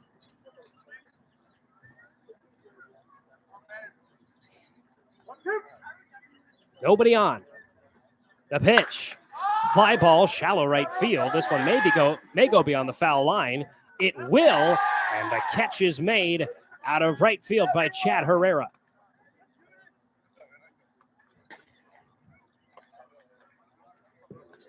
Third baseman number 9, Michael Long. Michael Long, the third baseman. He had that 3-run home run in the top of the 4th with 2 outs to put Joplin up 4-0. The Outlaws lead 4-1. Long shows bunt. Stays low, 1-0.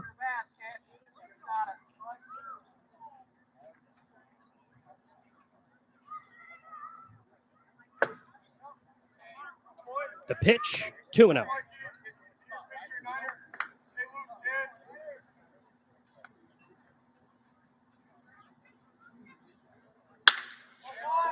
Lined into right of center field, it lands.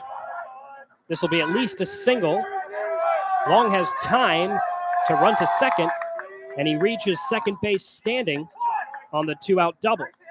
Left fielder number 21, Sam Fagan.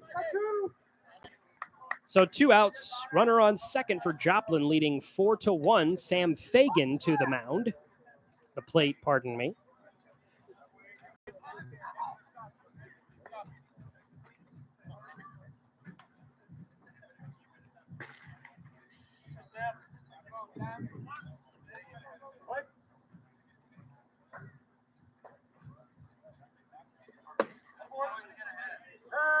Strike one. It's 0-1.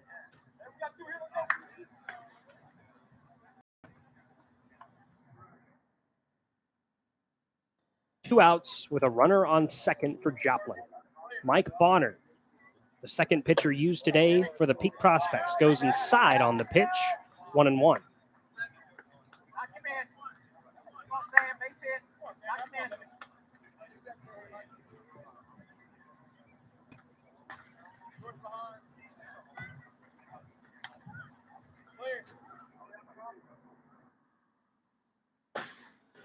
Short chopper. Third baseman Collins has a run on it, throws it to first in time. The ground out retires the side. One runner left on second. That's Long. Joplin does hold the 4-1 lead, though, still heading into the bottom of the sixth on the Peak Prospects Sports Network. The field of strength and conditioning is extremely dynamic and always changing. We understand that time is of the essence, and athletics are more competitive than ever. The one constant in our profession is the client. Our number one goal at Peak Performance is to make each and every individual stronger, faster, and more powerful in whatever sport or fitness level they choose to participate in. We take pride in offering both personal and team instruction, attention to the smallest details, and a challenging but positive and encouraging environment. The sport-specific training regimens are preventative in nature. As strength and conditioning professionals, we are entrusted with the care and guidance of individuals from across the country and even some elite world-class athletes. At Peak Performance, we not only improve your athletic performance, but we also focus on instilling confidence and an overall sense of well-being that carries over to everyday life. Give us a call at 515-577-7901 or visit us on the web at peakperformancesportstraining.com. Pitching change to start the bottom of the sixth inning. Joplin brings in number 23, Andrew Sumner. From Shawnee, Kansas, goes to Wisconsin Parkside. That's a D2 school near Lake Michigan. Throws with his right. And Joplin leads this one 4-1. A good day from the starting pitcher, Yamasaki. But Sumner in to replace him. We've now had one pitching change per side.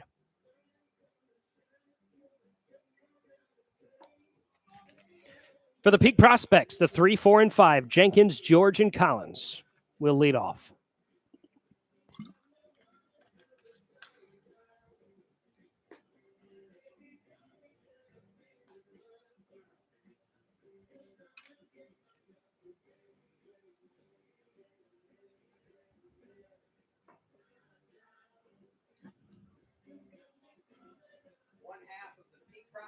Mississippi Maulers, shortstop, Leighton Jenkins.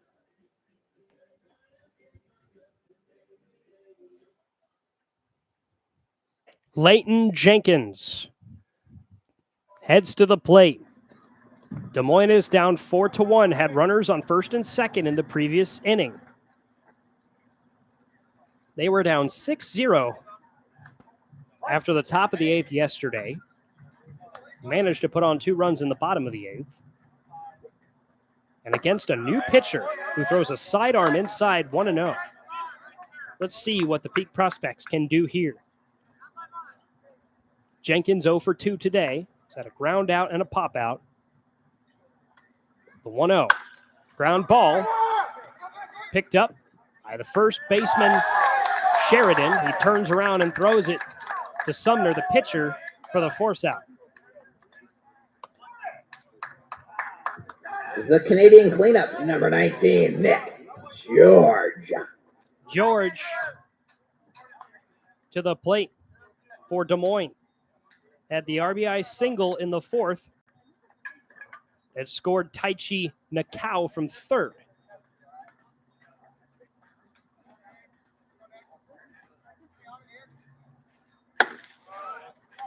And the first pitch to him from the new pitcher Sumner misses 1-0.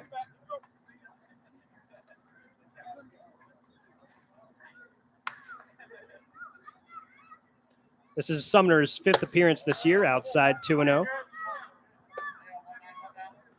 Pitched in just 3 1/3 heading into the day. Allowed 4 walks and a strikeout and 2 runs, but none of them earned. He's allowed 4 hits. Swing and a miss. Strike 1 on George.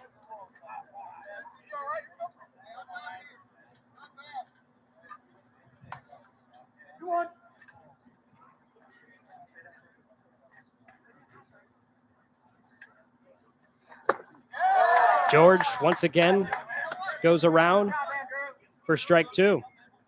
2 balls and 2 strikes with an out and nobody on for the Peak Prospects.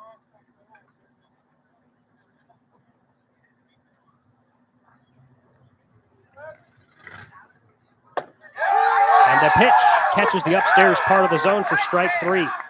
George retired. That's 2 outs, nobody Second on. half of the Mississippi duo. And Collins number to the 9, plate. Third baseman, Eli Collins.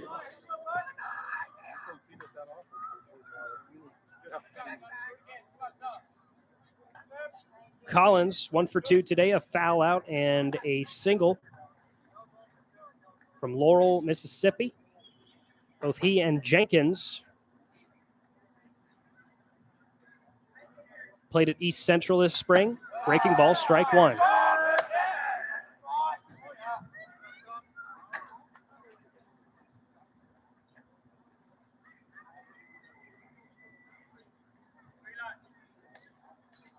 The 0-1 inside, 1-1.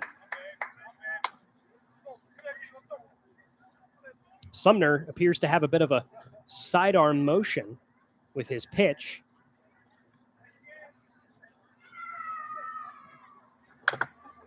Foul to the ground, 1-2. I don't play baseball, I never have. That's why I'm sitting up here. But I feel like if I were a pitcher, I'd probably throw a sidearm too. Just feel like I'd be more comfortable with it. If anybody wants to get together for a game of wiffle ball later, hit me up. 1-2 with 2 outs. Because then I can try a sidearm pitch. Here's the pitch. Up in the air, fly ball, right of center field. Catch is made. Chun on the play. And the side is retired. We head to the top of the 7th. 3 more. Joplin still leading this one 4-1 on the Peak Prospects Sports Network. As a truck driver, I've learned how important road safety is.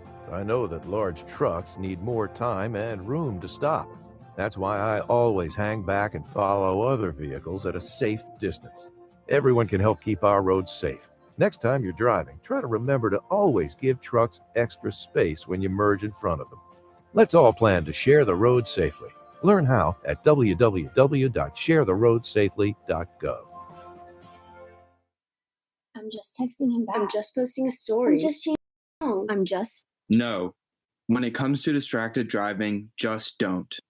Sending a text takes your eyes off the road for just 5 seconds, but in that time, your car can travel the length of an entire football field. Any distracted driving just isn't worth it. Visit StopTextsStopWrecks.org. A message brought to you by the National Highway Traffic Safety Administration, Project Yellow Light, and the Ad Council. Joplin up 4-1 as we start the top of the 7th, the Peak Prospects and the Outlaws, neither one of them have scored a run since the 4th. It was 4 in the top of the 4th for Joplin and 1 in the bottom of the 4th for Des Moines.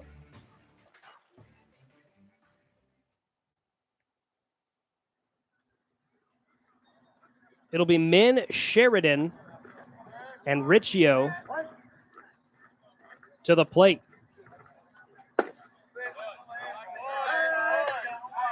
Min is your DH today. And he takes the first pitch for strike 1.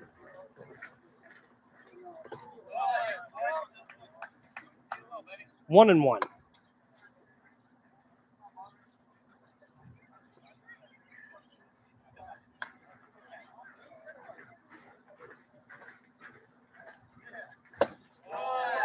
Looks at the break even.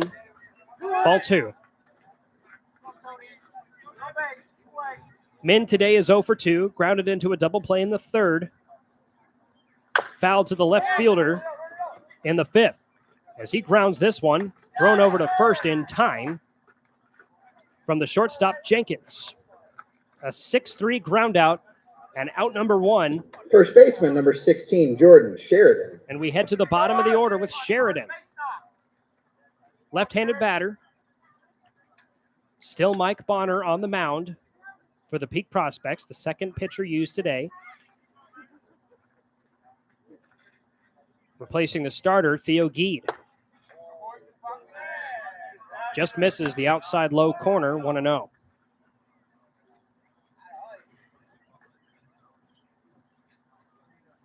Sheridan from Laverne, California. Mount San Antonio College. And he's off to a 2-0 count against the pitcher Bonner. Joplin up 4-1 here in the top of the 7th. Swing and a miss. 2-1.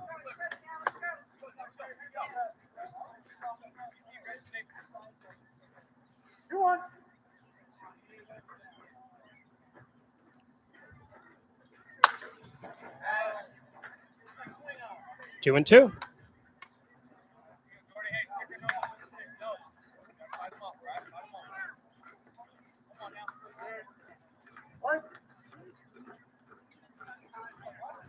The pitch. Could not connect with the outside part of the zone. The count is full with 1 out. The pitch foul back 3-2.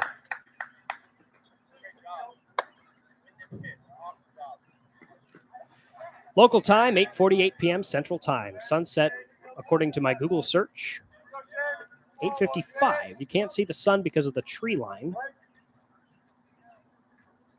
Some clouds, but predominantly blue skies. Ground ball heads over to the second baseman, Nakau. He'll throw over to George at first for the 4-3 ground outs. On a 3-2 count, Back to the top of Sheridan the order retired. for the Outlaws. Riccio at the top of the Catching, order. number 34, Joe Riccio. He had a home run in the top of the 4th. Also advanced to first on an error in the 1st. He was caught stealing. Joplin up 4-1 in the top of the 7th. 2 outs, nobody on. And outside, 1-0. The second time that Bonner has faced Riccio today. The last time resulted in a fielder's choice. And he hits Riccio with the pitch. Runner on first with 2 outs, and Joplin up 4-1 here in the top of the 7th. So Joplin has its potential 5th run Second on baseman, first. number 8, Corey Siracusa. And Corey Siracusa to the plate. His 4th plate appearance today. He's 1 for 2. Singled in the 5th. The first pitch of the at-bat. Strike 1.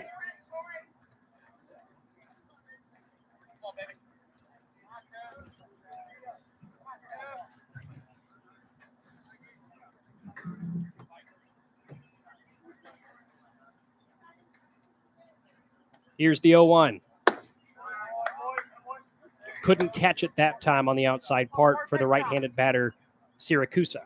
It's 1 ball and 1 strike.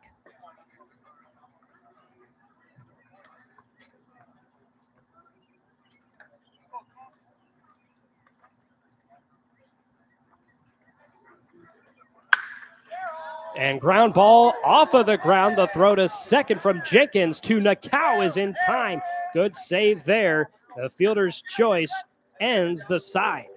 We head to the bottom of the 7th inning, and it's a 4-1 lead for Joplin. Des Moines once again trying for the rally when we come back on the Peak Prospects Sports Network.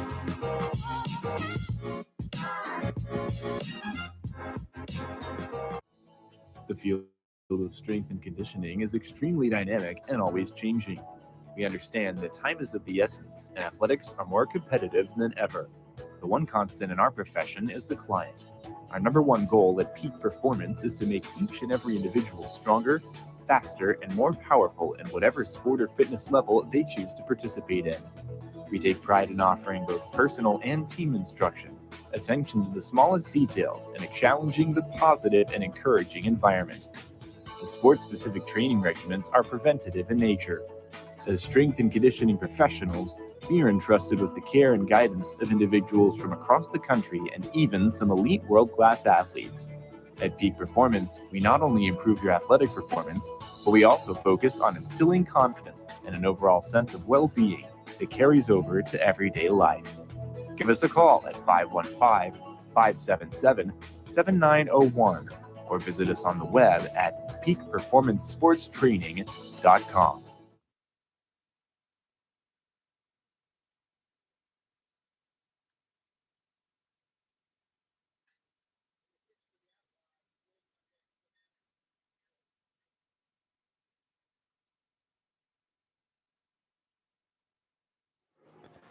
Harold Baez to the mound for the Peak Prospects.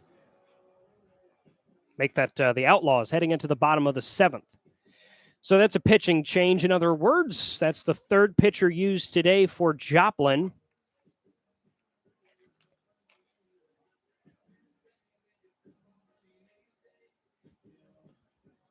So Harold Baez from Miami, Florida.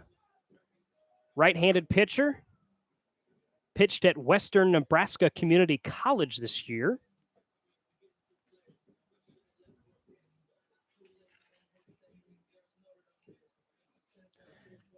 And Des Moines down 4-1, trying to stage a comeback in the bottom of the 7th. Should be the 7, make that the 6, 7, and 8. Lutz, Bangs, and Eichhoff for the Peak Prospects. Spencer Bohm with you here on this gorgeous evening in Boone, Iowa. Running up to the plate, catcher number 2, Rocky Lutz.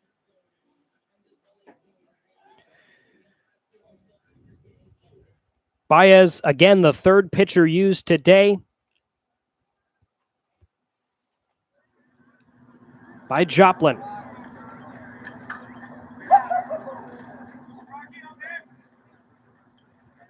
Third appearance on the year. He's pitched in just 2 innings. Lutz at the plate. The first pitch to him. Strike 1 called. So nobody on and nobody out.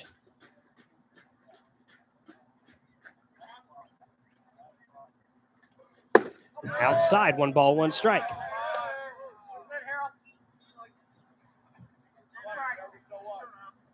Baez has allowed 4 hits, 2 runs, both earned. He has struck out 2. And he released the 1-1 to Lutz. Upstairs, 2 balls and 1 strike.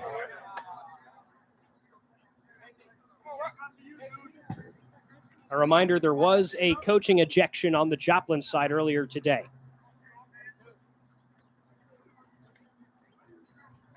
The 2-1. Lined into right field, and it falls for the leadoff base hit from Lutz. He'll stop at first. Following the base hit, left fielder number 15, Dylan Banks. So the liner to right field puts Lutz on first with no outs. Des Moines down 4-1, and Dylan Bangs to the plate. Eichhoff behind him is your potential tying run. Bottom of the 7th. A reminder, no outs. And the third pitcher today for Joplin. The pitch to Bangs. He fouls it back. 0-1.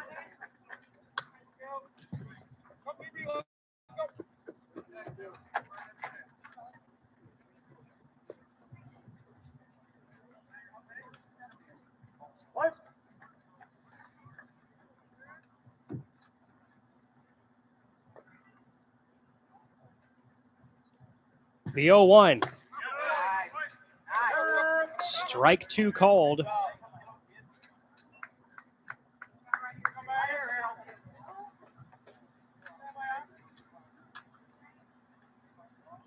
Lutz is on first.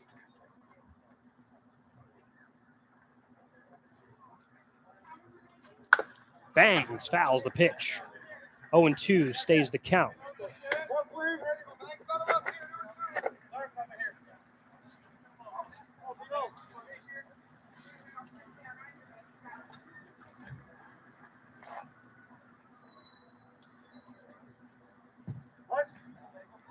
We await the 0-2 to Dylan Bangs for the Peak Prospects from the Joplin pitcher, Sumner. And here is a drive into center field. It drops. Base runners on first and second. Dylan what? Dylan Bangs. Stepping up to the plate, designated hitter number 25, Hunter Eichhoff. Hunter Eichhoff to the plate. By the way, Baez is the pitcher, not Sumner. Des Moines is down 4-1, and now your potential tying run, Hunter Eichhoff to the plate with nobody out following 2 singles from your 2 leadoffs. As we await the pitch, he shows bunt. It's a very short one. It lands. Runners on all 3 bases. The throw to first is not in time. Representing the go-ahead run, right fielder, number 7, Chad Herrera. So bases loaded, and Chad Herrera, the left-handed batter, to the plate. Nobody out, and Des Moines down 4-1. We'll have a mound visit.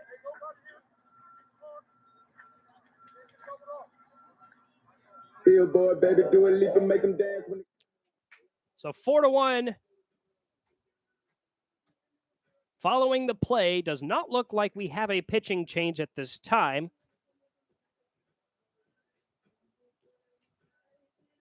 I'll ask our PA announcer, Gabe, would you score that an error or a hit? Hit.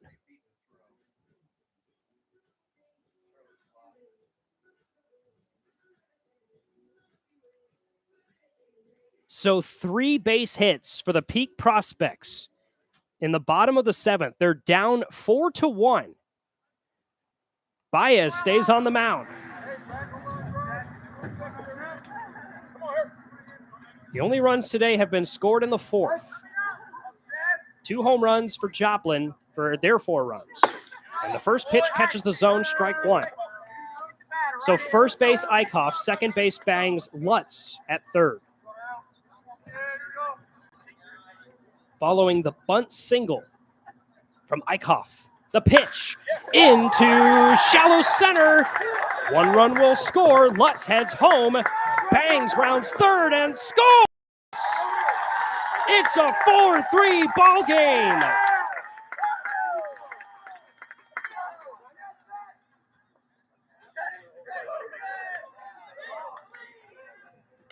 Chad Herrera. Back to the top of the order. Second baseman, number 3. No out double. Tai Chi. Eichhoff to third. Chad Herrera to second. Des Moines down 4-3. No outs in the bottom of the 7th. A fantastic turn of events. But they've still got work to do. And the first pitch is a ball, 1-0.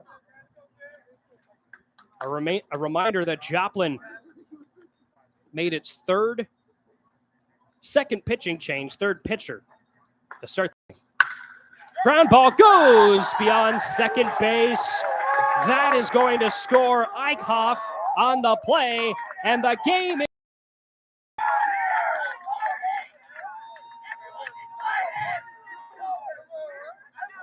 We are tied at 4 off a 3-run 7th inning. No outs. Peak Prospects are back in the game. Up to the plate, center fielder number 4, Bryce Hall. Bryce Hall to the plate. Des Moines has used 5 batters and all have had a hit.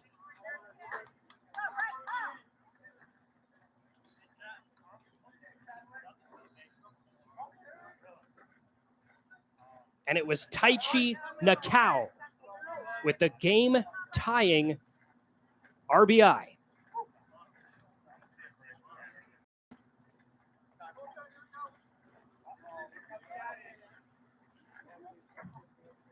This one may be a pitching change. Who knows?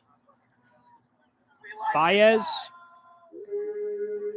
is your third pitcher today, and his day is done. Peak Prospects have runners on first and third, nobody out. They've tied the game with 3 runs here in the bottom of the 7th, and still plenty of work to do. We'll update you on the new Joplin pitcher when we come back on the Peak Prospects Sports Network.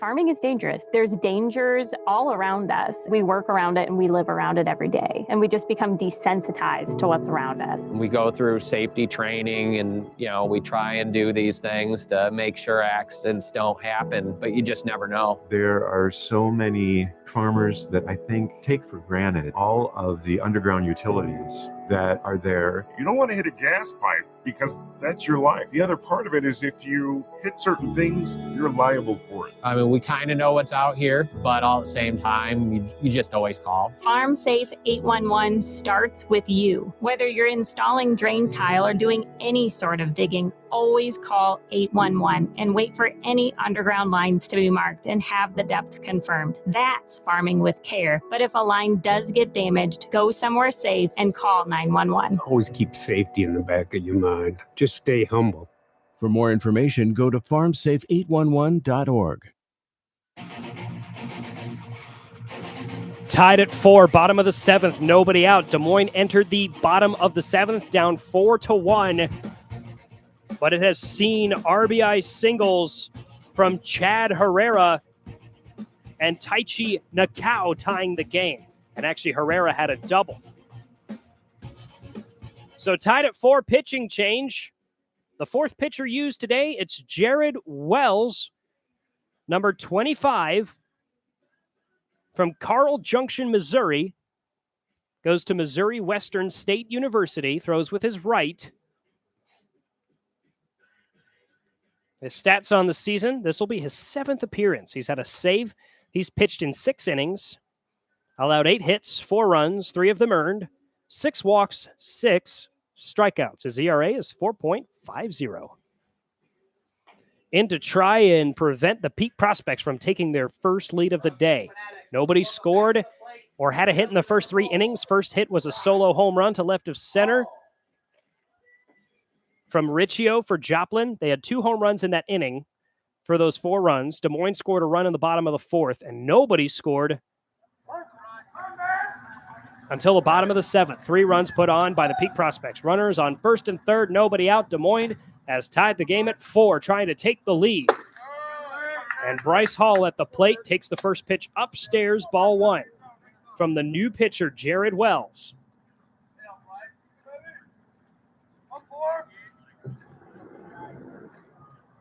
(9:04 p.m. is the local time.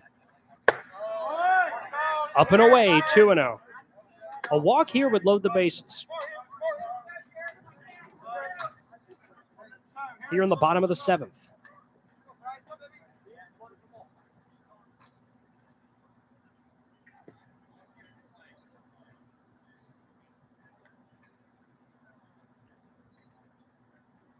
The 2-0. Ground ball bounces off of the pitcher. Running home for the go-ahead run is Chad Herrera. And the Peak Prospects lead 5-4. Taichi Nakao to second. Shortstop, Leighton Jenkins. And every batter in the inning, all 6 of them have had base hits, 5 singles, and a double. And an unfortunate turn of events for the new pitcher, Jared Wells, as that one went off his leg. Bryce Hall with the go-ahead RBI single to score Chad Herrera. No outs, runners on first and second for Des Moines. They've scored 4 in the bottom of the 7th to take a 5-4 lead. Here is the pitch to Leighton Jenkins. He checks his swing for ball 1. He's the 7th batter. George and Collins would round out a full cycle. It's quite likely, too, with no outs at this point.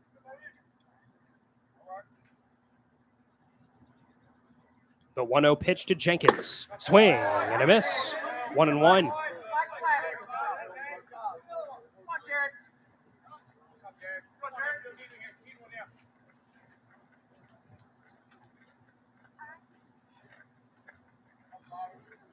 Hall on first, Nakao on second.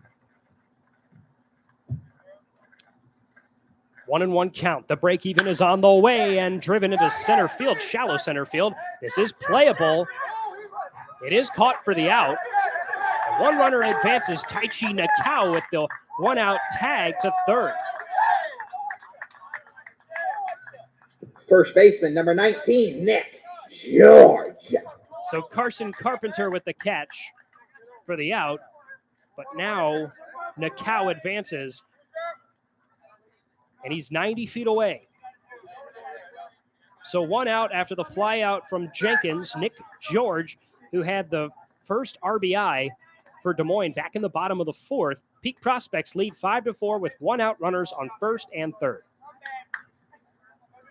George, the left-handed batter who has 2 home runs this season. Here's the pitch, and he swings, and he drives it up into center field. It will not go deep enough. Carpenter catches. Nakao tags from third. Nakao is running, and he will score standing.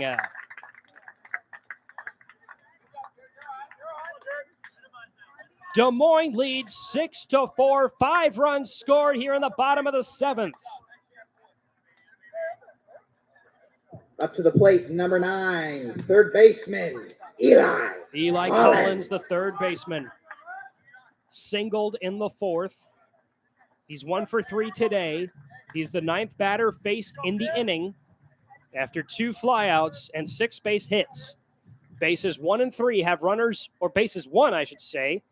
It's just Hall at first. He runs. He's trying to steal second. They won't even throw it to him, and he is 180 feet away from another Peak Prospects run. Des Moines leads.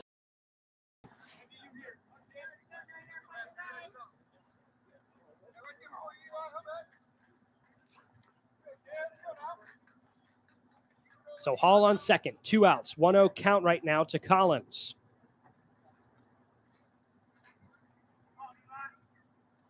The pitch. Collins tips it back for a foul ball. It's 1-1.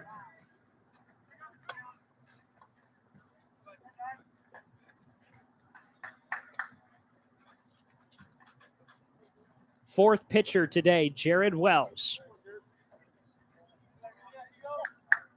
He's allowed 1 hit, but since then, 2 flyouts.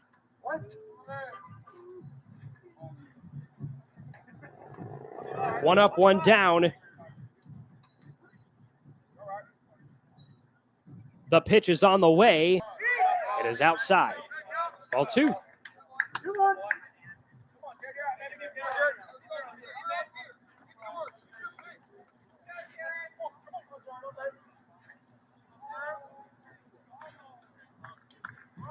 Two balls and 1 strike. Des Moines up 6-4, 2 outs in the bottom of the 7th. Runner on second is Hall. the plate, Collins. Collins airs it into center field. Playable and caught by Carpenter for the out. But not before Des Moines scores 5 and takes a 6-4 lead. They were down 4-0 in the middle of the fourth. You're listening to the Peak Prospects Sports Network on Mixlr and on YouTube.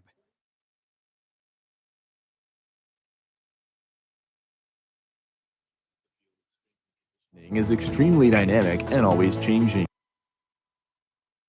Hi, I'm Greg Peterson of the Peterson Farm Brothers. If you've seen our videos, you know we're proud to be farmers. Farming can be dangerous. Never assume location or depth of underground utilities or pipelines. Before you start any work on your farm, call 811 or visit clickbeforeyoudig.com to have underground lines located. It only takes a minute and can save your life. Never assume the location or depth of underground lines. Always call 811 or visit clickbeforeyoudig.com before you start work. A message from the Pipeline Operators for Ag Safety campaign. Remember the last time your family visited the forest?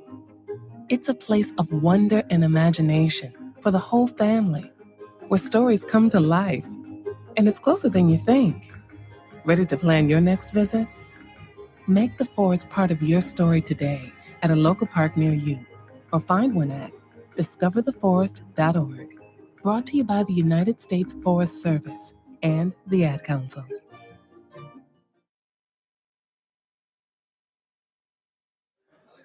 Peak Prospects leads 6-4. And as PA announcer and scoreboard operator Gabe, who's helped me out tonight with some spotting as well, mentioned, a beautiful sunset once again in Boone.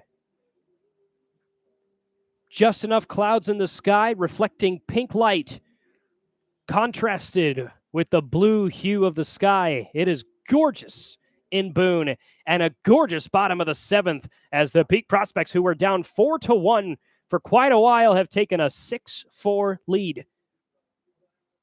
It's 6 base hits, 9 batters in the inning. So Jonah Walker, he's your new pitcher for Des Moines. He's committed to Central Missouri, finished his high school ball in Lincoln, Nebraska, which is west of Des Moines. Those of you familiar with college sports, University of Nebraska there. So Garrett Chun, the left-handed batter for Joplin, which has scored all 4 of its runs in the fourth to try and come back from this 6-4 deficit. Spencer Bohm with you here on the Peak Prospects Sports Network. We're through 7. We're in the top of the 8th. Walker, the pitcher, throws his first and misses low and outside, and it is 1-0.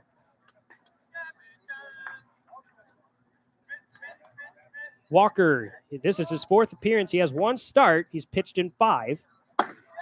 Catches the outside part of the zone, strike 1. 1 ball and 1 strike.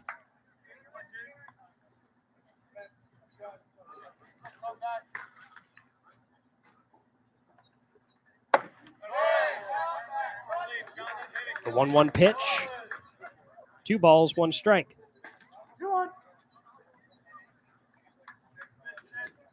Walker has 9 strikeouts, an average of 16.2 per 9 innings. He goes upstairs and off of the glove of his catcher, Rocky Lutz, 3 balls and 1 strike. The Peak Prospects have been known this season for getting hot late in games.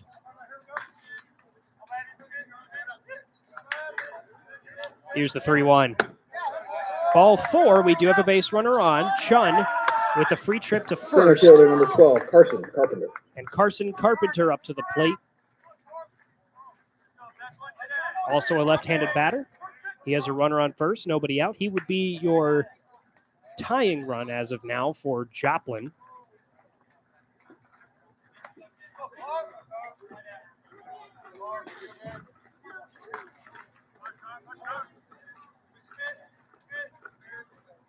Lights are on in the stadium. The first pitch is a 1-0 count to Carpenter.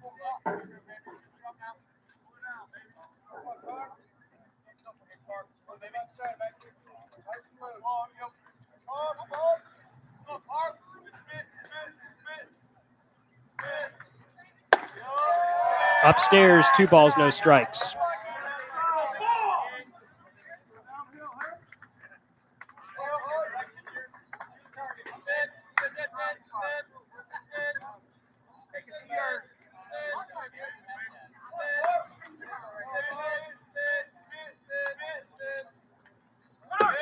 Outside and low, runner goes. The throw to second will not be in time. Yes, it will!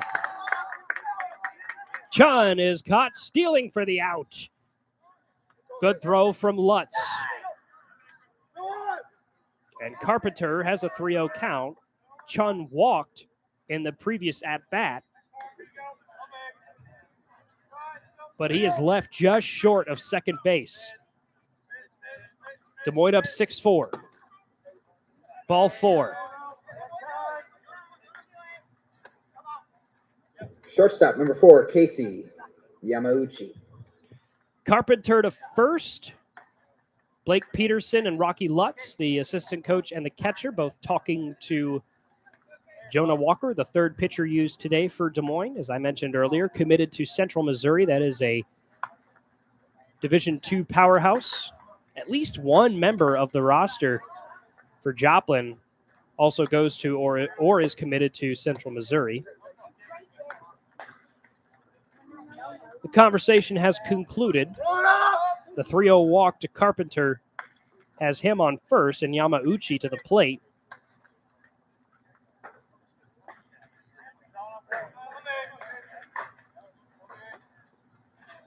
The native of Hilo, Hawaii, and that's where he goes to school as well. Strike one is called. That's a good first pitch there from Walker. He had previously pitched 8 balls and 1 strike, but good command of the zone there. 1 out, runner on first. Joplin's down 6-4 in the top of the 8th. The pitch is high. It's 1 ball and 1 strike. Lutz steps away from the plate, but runner does not advance from first.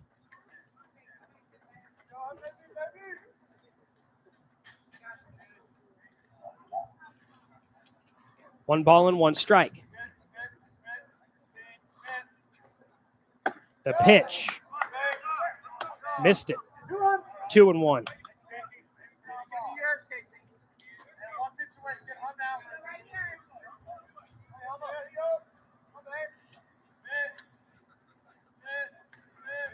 Here's the 2-1. It's high. 3 balls and 1 strike.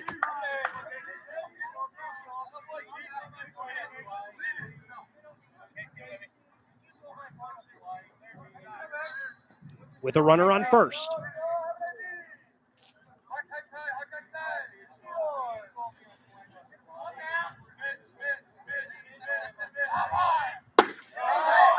That one caught the inside part of the zone, and the count is full.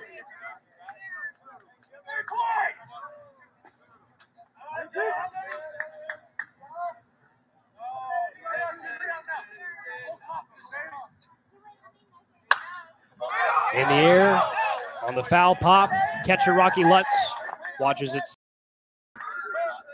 out of play. The count stays at 3-2 with 1 out.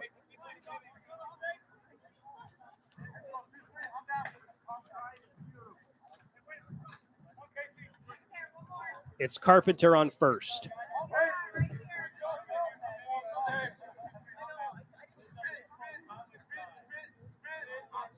The payoff. Strike 3 called. Low and inside and perfect placement from Walker. The out recorded. Third baseman, Out number 9, 2, Mike Carpenter. Long. Stays on first.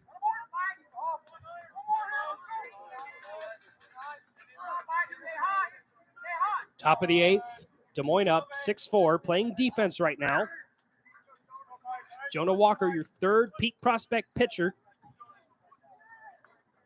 Here's the pitch to the new batter. That one goes inside. Wild pitch behind Lutz, and running to second is Carpenter.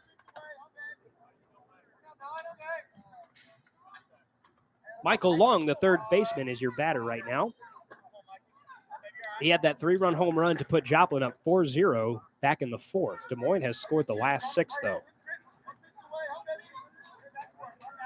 So Carpenter advances on the wild pitch. Long with a 1-0 count. Your only base runner for Joplin right now with 2 outs is Carpenter in scoring position. Slight lead on second. The pitch from Walker on the 1-0 count stays high. 2 balls, no strikes.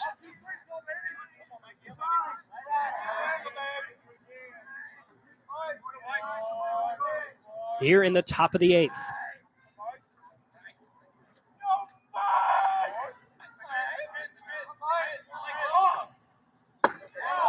Beautiful pitch. Stayed through the inside part of the rectangle. It is 2-1.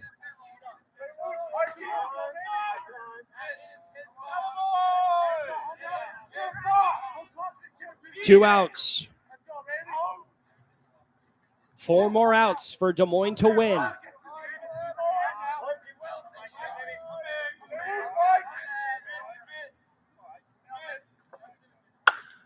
In the air to shallow left field, and the leaping catch is missed on the play. Would have been a tough task for the third baseman, Eli Collins, anyways. So runners on first and third Sam Fagan. off the single from Long. Carpenter to third, Long to first. He's your tying run. 2 outs. Sam Fagan, who is 0 for 2 with an HP, is up to the plate, the right-handed batter for Joplin. Joplin down by 2 in the top of the 8th with 2 outs.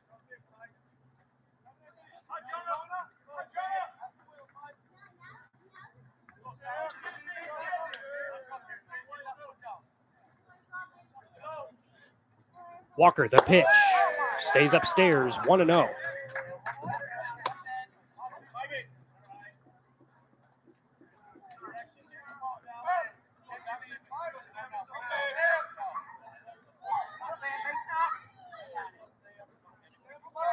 We await the 1-0 from Walker. The Central Missouri commit. He'll check on the runner at first. He's safe.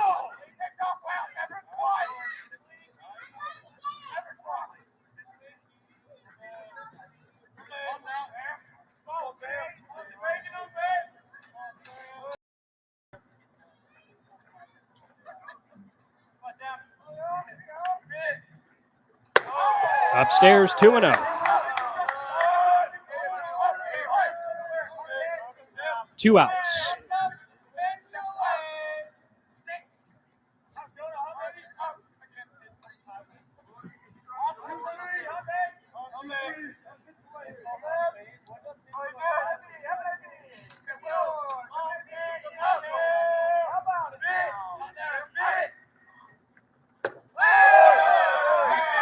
Missed it inside. 3 balls, no strikes. 1 more ball would load the bases for Joplin with 2 outs. Your force outs are first and second right now.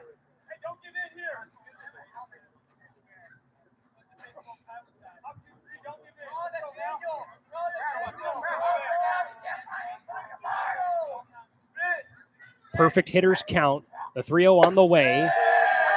Ball 4. Sam Fagan to first on the walk. Long to second. Carpenter stays on third. And so your tying run is Long on second. Your go-ahead run is Fagan on first. And Coach Carl Fensroy is heading to the mound, which typically signifies a pitching change. Des Moines leads 6-4, but Joplin has the bases loaded in the top of the 8th, and the day is done for the Central Missouri commit, Jonah Walker. He does register a strikeout, but the bases are loaded. We'll be back in just a moment for the continuation of the top of the 8th. Des Moines up 6-4, but Joplin has the bases loaded with 2 outs. The field of strength and conditioning is extremely dynamic and always changing. We understand that time is of the essence, and athletics are more competitive than ever. The one constant in our profession is the client. Our number one goal at Peak Performance is to make each and every individual stronger, faster, and more powerful in whatever sport or fitness level they choose to participate in.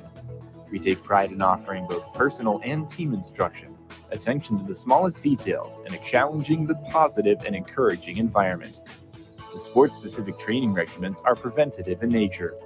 As strength and conditioning professionals, we are entrusted with the care and guidance of individuals from across the country and even some elite world-class athletes. At Peak Performance, we not only improve your athletic performance, but we also focus on instilling confidence and an overall sense of well-being that carries over to everyday life. Give us a call at 515-577-7901 or visit us on the web at peakperformancesportstraining.com.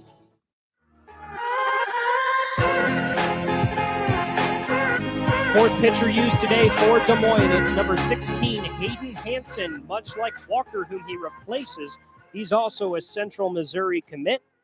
Peak Prospects hold a 6-4 lead here in the top of the 8th, but Joplin does have the bases loaded with 2 outs. Your base runners are Fagan on first, Long on second, and Carpenter on third. So all you need is a force out on any one of the bases or at home plate, a fly out, a strikeout. Stepping up to the plate, designated hitter number 20, Cody. If you're Des Moines, Cody Min, the designated hitter, the number 8 batter, is up to the plate. 2 outs. Des Moines up by 2.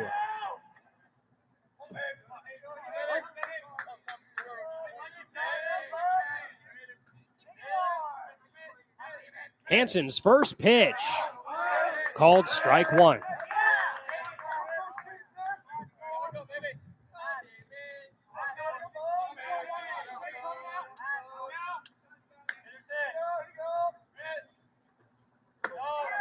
At time, outside, a bit low. 1 ball, 1 strike.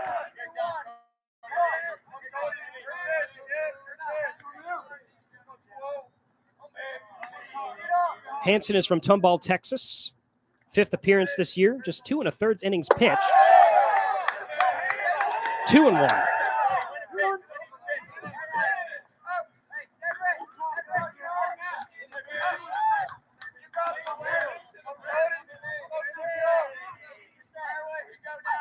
Here it goes. That's one is well inside. 3 balls and 1 strike. One more ball would put a run on the board.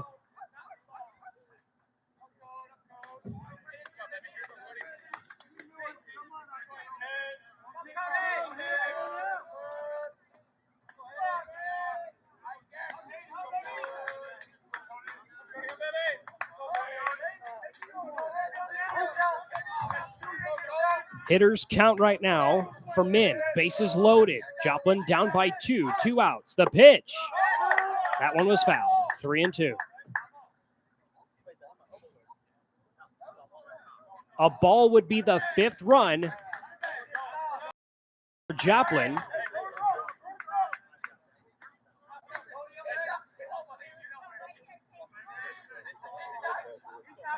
A strike would end the side.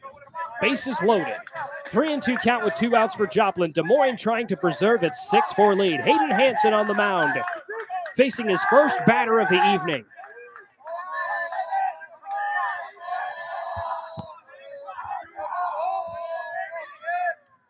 The 3-2 is outside and in the dirt, and a run will score. Carpenter heads home, and Joplin down 6-5. Long to third, Fagan to second, and Min to first on the walk. Joplin, after surrendering its 4-1 lead, is just down by 1 with 2 outs and the bases loaded.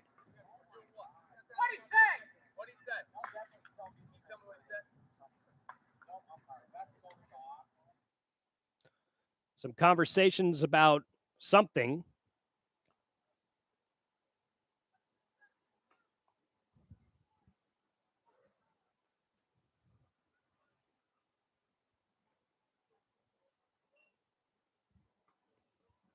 It looks like we do have a pinch runner at first. I'll get his name in a second. Not sure if there are any other pinch runners at the time, but Tyler Davis replaces Min, the DH. There are still conversations being held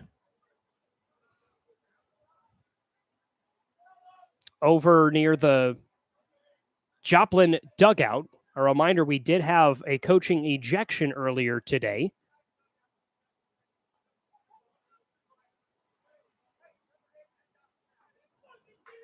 And the umpire just threw out another member from Joplin.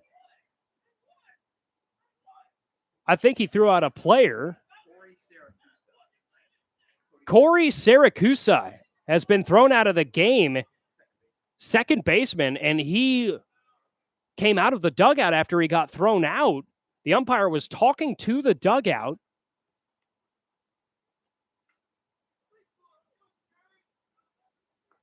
And Corey Siracusa is done. This has been a heated game.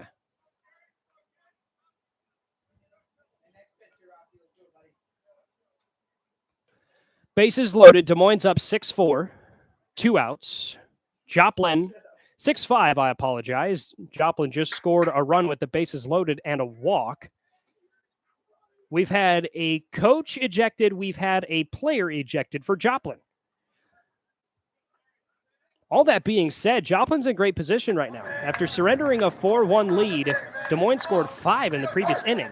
Joplin scored 1 here. Hayden Hansen's your new pitcher. From a moment ago, here's the pitch. That one missed the lower part of the strike zone, and it is 1-0.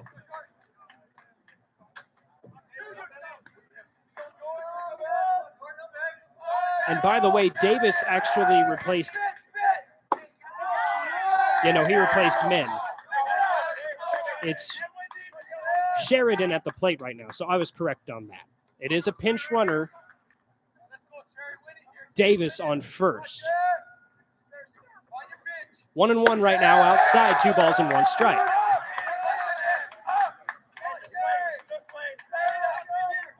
Sheridan at the bottom of the order.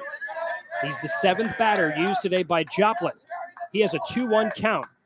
Bases loaded, 2 out. 3-1. Ball 4 would tie the game.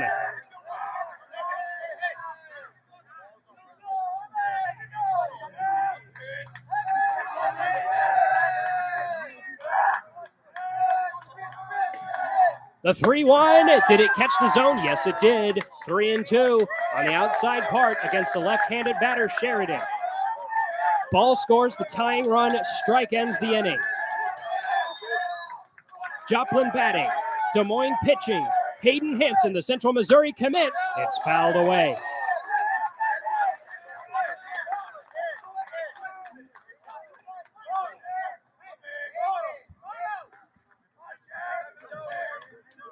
Bases loaded, 2 outs. 3-2 count. Joplin down 1 run. Sheridan at the plate. Hansen on the mound. The payoff. Ball 4. And the game is tied. Catcher Joe Riccio up to the plate. Sheridan to first. Davis to second. And I believe Fagan on third. Riccio at the top of the order. Up to bat. 2 outs. Bases remain loaded. We're tied at 6. Des Moines took the lead, I should say, 6-4 in the previous inning. Wild pitch is very high, and running home and sliding for the score on the play is Sam Fagan. 7-6 is the Joplin lead following the high wild pitch. Runners on second and third. Sheridan on second. Davis on third. A 1-0 count to Riccio.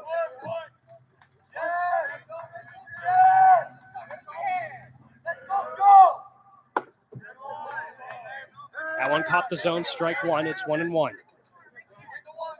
So Siracusa, who was ejected earlier, will be replaced. Liam Bailey warming up. So bases are no longer loaded, so a walk here does not score a run. It's 2 and 3 right now, second and third, that is. Riccio at the plate. He's the 8th batter faced. Des Moines entered the inning having scored 5 in the bottom of the 7th. They've given up 3 in the top of the 8th.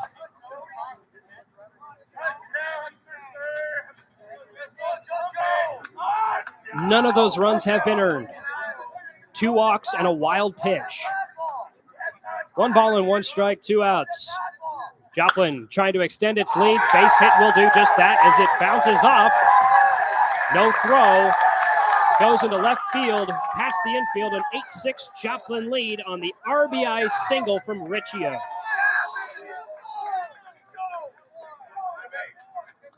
Replacing the runs ejected scored Syracuse, number 13, Liam Bailey. in the top of the 8th for Joplin. We're on our 9th batter, Liam Bailey, replacing Syracuse. Base runners on 1st and 3rd. Sheridan to 3rd after Davis scored. 2 outs still. Hayden Hansen remains on the mound for the Peak Prospects, the 4th pitcher today. We await the first pitch to Bailey. Outside, ball 1.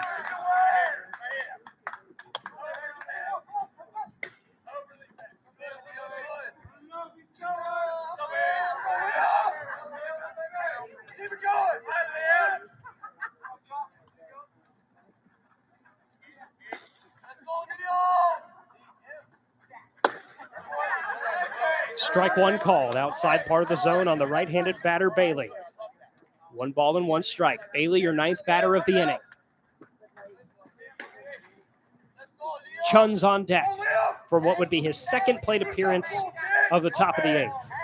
Hansen on the mound for Des Moines. The pitch is on the way and driven to left field. This one is catchable for Bangs. The side is retired, but 4 runs scored. Just 1 of them earned, and that takes us to the bottom of the 8th in Des Moines with a fresh 8-6 deficit after this. Why was the basketball court all wet? Because the players kept dribbling on it. The dad joke. Corny, grown-worthy, but also one of the simplest ways to share a moment with your kids. What did the buffalo say when he dropped his son off for school? Bye, son. So take a moment to make your kid laugh, because dad jokes rule. Make your kid laugh today. Go to fatherhood.gov. Brought to you by the U.S. Department of Health and Human Services and the Ad Council.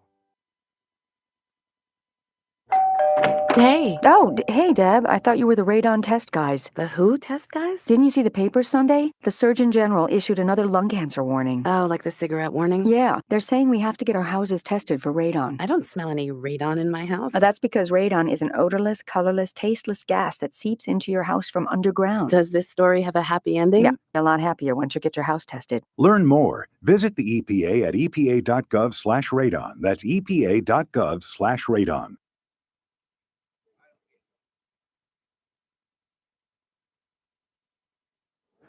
It is the bottom of the 8th. Des Moines down 8-6. 4 runs given up. Just 1 of them earned with 2 pitchers in the top of the 8th by Des Moines. Joplin leads this one 8-6. We do have a new pitcher. That's number 6, Caden Bressler. And he will head up to the mound. He's at the mound right now warming up. He played yesterday. He's from Sterling, Kansas, Barton Community College. And Bressler was the starting left fielder yesterday.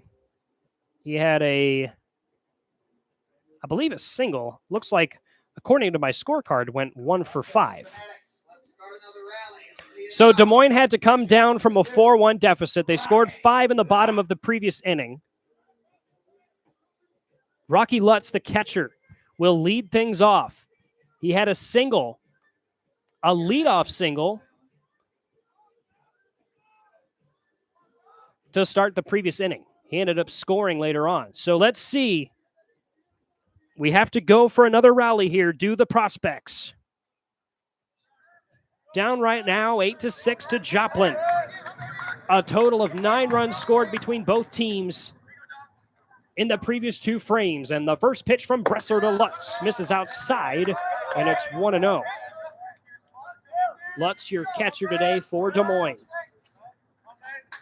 What an incredible ball game. That one is strike 1.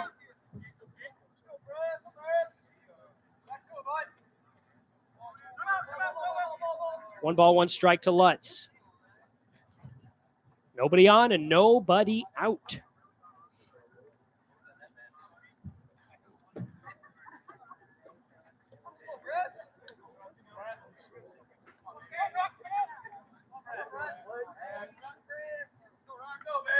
One up, 1 down. The pitch, swing, and a miss from Lutz. Des Moines the home team, so they get the bottom of the 8th and the bottom of the 9th. Had they preserved their 6-4 lead, they wouldn't have needed a bottom of the 9th. Outside, 2-2 on Rocky Lutz.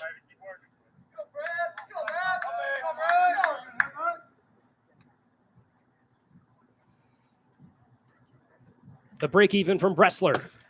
That one caught the outside portion. Strike 3.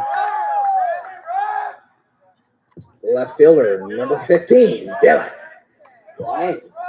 So with the new pitcher, Bressler, he throws a strikeout looking on his first appearance on the mound, first at-bat faced, if you will. Lutz. And now Bangs, the starting left fielder, bats his first one. It's going to drop on the sand and caught at third base, thrown over to Sheridan for the out. That's 2 outs. Des Moines down 8-6 with no runners on here in the bottom of The the 8th. designated hitter for your peak prospects, number 25, Hunter. Icon.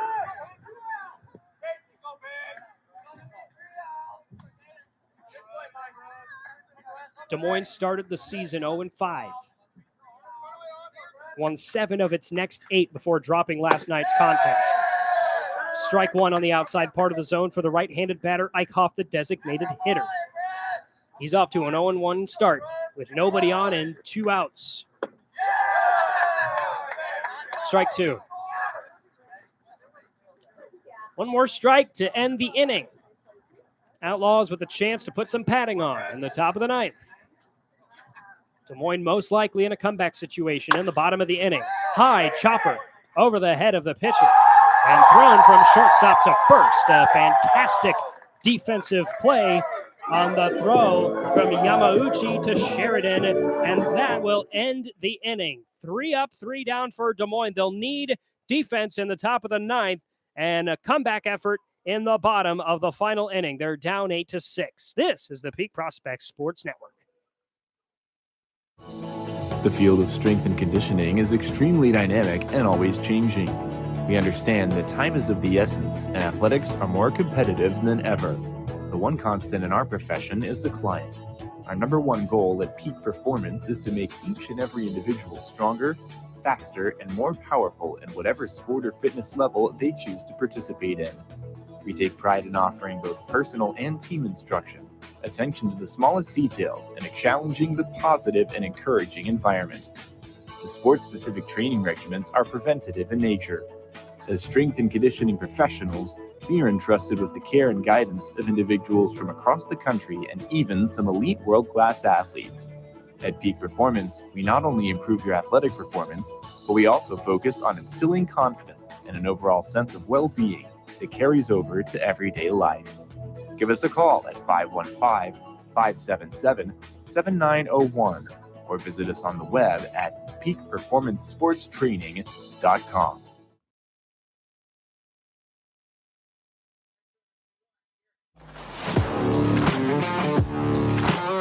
Garrett Chun, the number 3 batter, leads things off for Joplin, leading 8-6 in the top of the 9th over Des Moines. Spencer Bone with you here. And the first pitch from Hansen, a breaking ball for strike 1. As we welcome you back to a beautiful night in Boone, Iowa, Des Moines took a 6-4 lead after being down 4-1, entering the bottom of the 7th, but they gave up 4 runs in the top of the 8th. 2 walks, a wild pitch, followed by an RBI single, and Joplin is on top by 2. 0-2 count to the at-bat to start.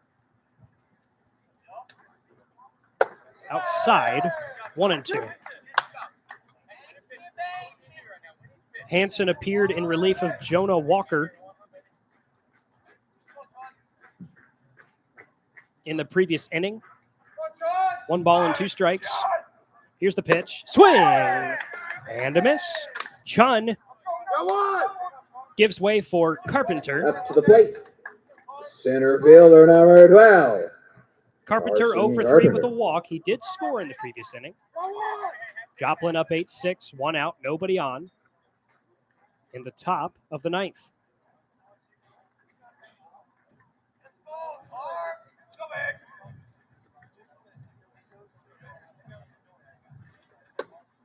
Up high, 1-0.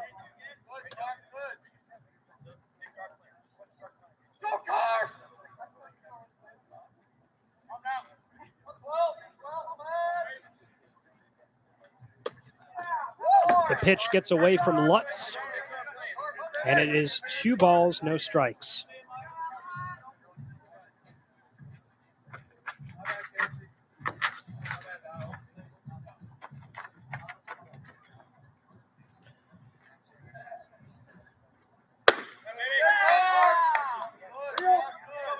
Misses the upstairs outside corner on the left-handed hitter, Carpenter, 3-0.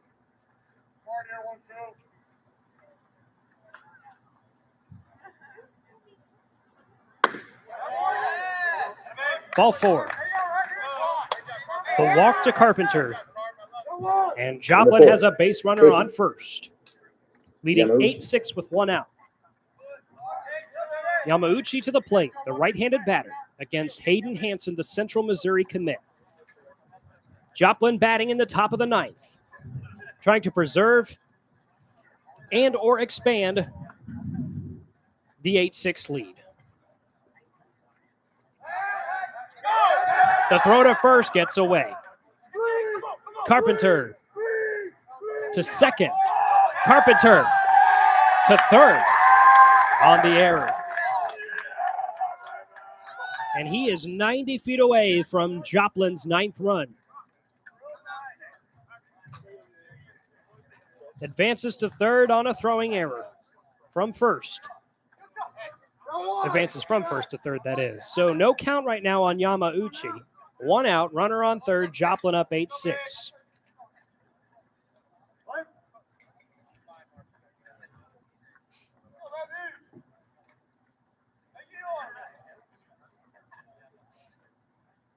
Hansen with the pitch.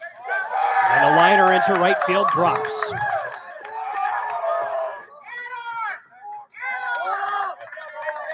(9-6) Joplin leads as Carpenter heads home from third. And Yamauchi with the RBI single. His second hit today. Number 9, Mike Long. And Mike Long, who had the 3-run home run to put Joplin up 4-0 in the top of the 4th, what feels like forever ago. He's at the plate with a runner on first and his team up by 3. And he'll watch strike 1 from Hayden Hansen.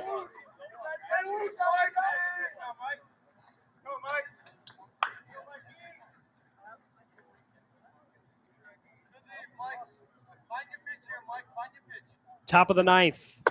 High pitch. 1 ball and 1 strike.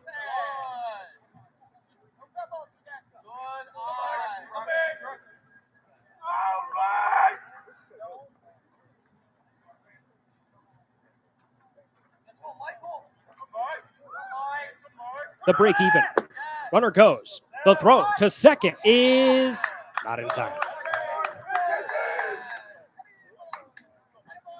Yamauchi is safe on second base. The only runner on at the moment. He's in scoring position now. 2 balls and 1 strike on Long and 1 out, and Joplin leading 9-6 in the top of the 9th. The pitch.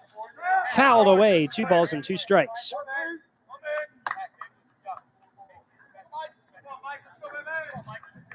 Fagan is on deck.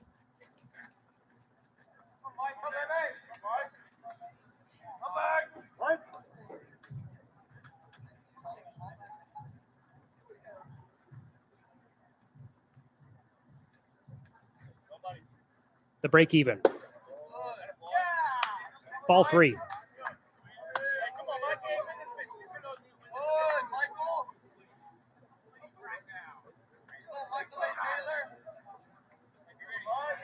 Des Moines plays at Sedalia next. That game is either tomorrow or Friday. Follow the Peak Prospects on Twitter and Facebook for more information. Outside for ball 4, and Long heads to first on the walk. Left fielder, number 21, Sam. Yamauchi's on second. Joplin is up 9-6 with one out. Coach Frentzroy will head up to the mound. We'll have another pitching change for the Peak Prospects on the Peak Prospects Sports Network. Des Moines down 9-6 with one out. Runners on first and second for Joplin in the top of the ninth.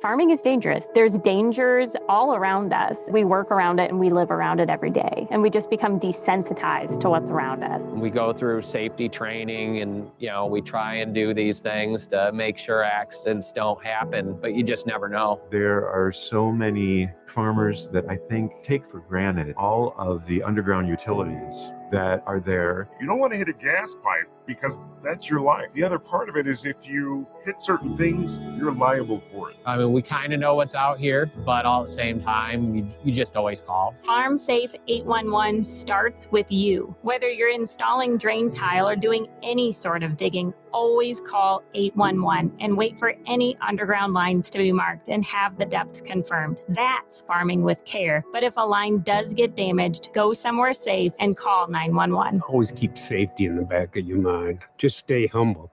For more information, go to farmsafe811.org.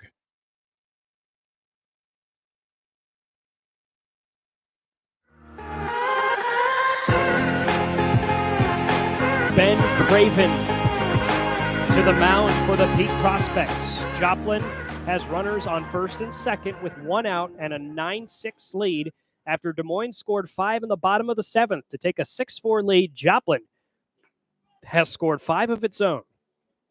4 in the 8th and 1 here in the 9th on an RBI single that sent Carpenter home from third. It's Long on first and Yamauchi on second, and Sam Fagan will come to the plate following the warm-up pitches from Craven. He is from Boone. He pitched here at this ballpark when he was in high school for the Toreadors.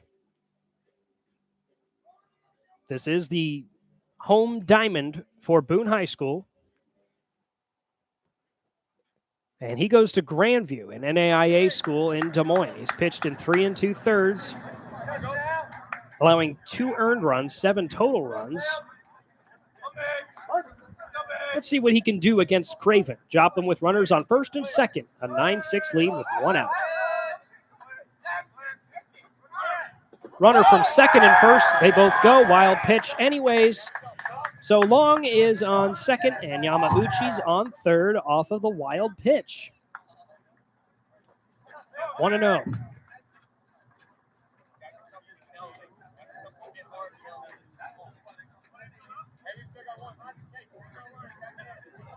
Top of the ninth. 2 runners in scoring position for Joplin. Those games at Sedalia, they are tomorrow and Saturday. Join us here on Mixler. 1 ball and 1 strike.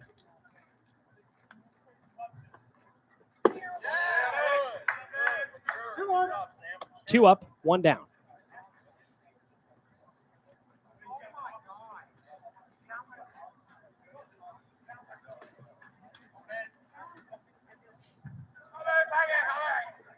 Swing.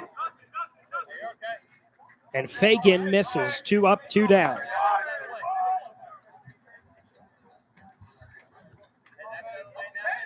Only force out at the moment is first base.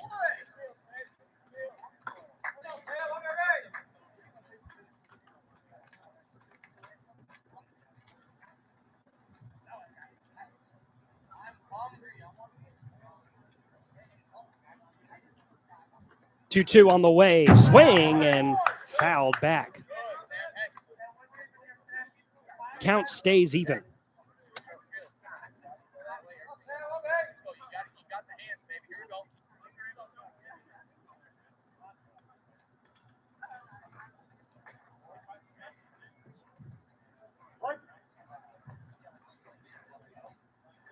The 2-2. Strike three is called on the inside low corner. Out number 2, runners on second and third for Joplin, which leads 9-6. We have a pinch hitter, Max Bruff, who played yesterday. Pinch hitting for the Prospects, number 14, Max Bruff. 9-6. Joplin leads, has already scored a run in the top of the ninth. He is the designated hitter.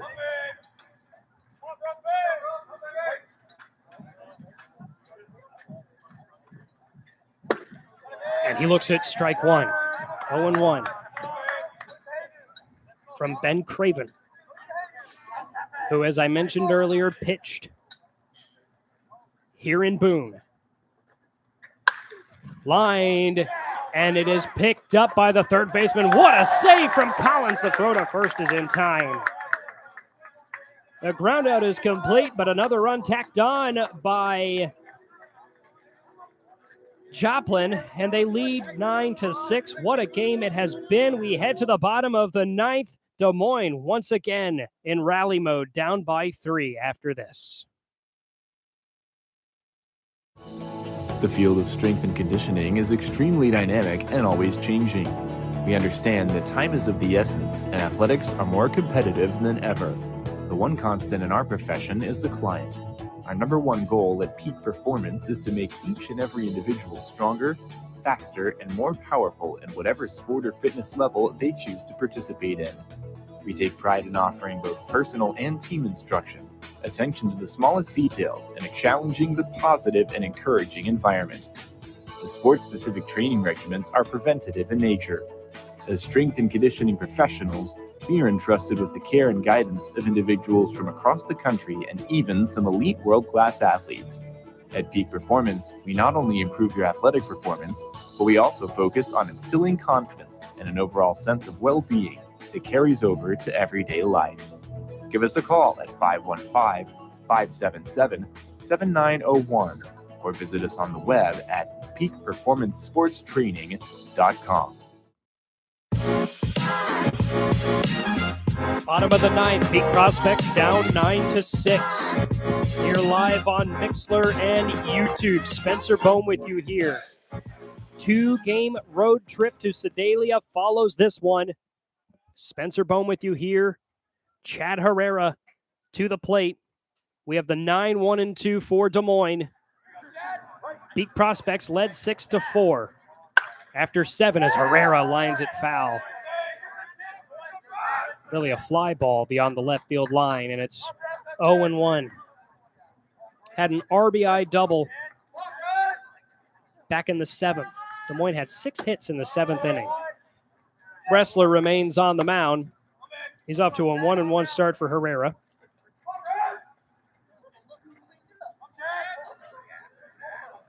And that one is fouled back. That one sounded like it got awfully close to the camera, which does appear to be behind the fence, but I'm not sure if the ball were to make contact with that part, as Herrera nearly hit on the 1-2, but the count stands at 2 balls and 2 strikes.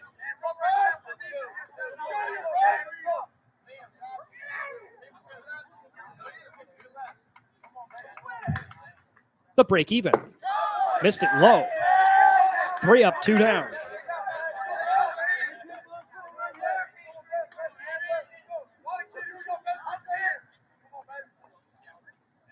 Here's the payoff. Ground ball. It's slow, but plenty of time for the pickup from second base. And the throw to Sheridan is in time. Second baseman, number 3, Taichi Nakao. So 1 out. Des Moines has 2 more outs to work with, down 9-6 in the bottom of the ninth. And that is Liam Bailey, the second baseman, who made the throw to first. Taichi Nakao at the top of the order. Takes it outside, 1-0. Stay tuned. We'll wrap this one up briefly following the conclusion of this game, and then I've got to head back down south of here. Check swing from Nakau. It is strike one. We have a 2-day road trip to Sedalia.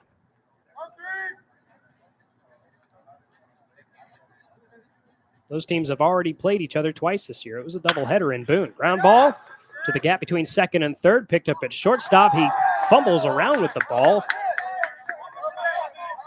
Nakau will head to first. Center fielder, number 8, Peak Prospect, Bryce. So Bryce Hall heads to the plate. 1 out, runner on first. Des Moines down 9-6.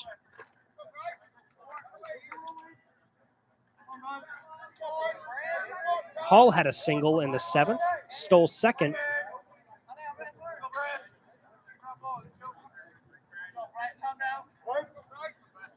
One out.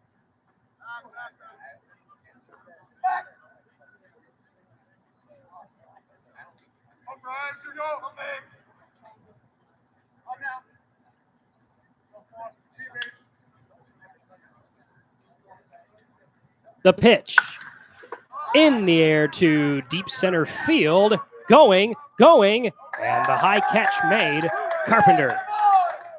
Taichi Nakau retreats back to first. And Hall flies out to center field. 2 outs. Des Moines Shortstop, down 9-6. number 5. In the bottom of the 9th. Jenkins. Leighton Jenkins to try and save the day for the Peak Prospects.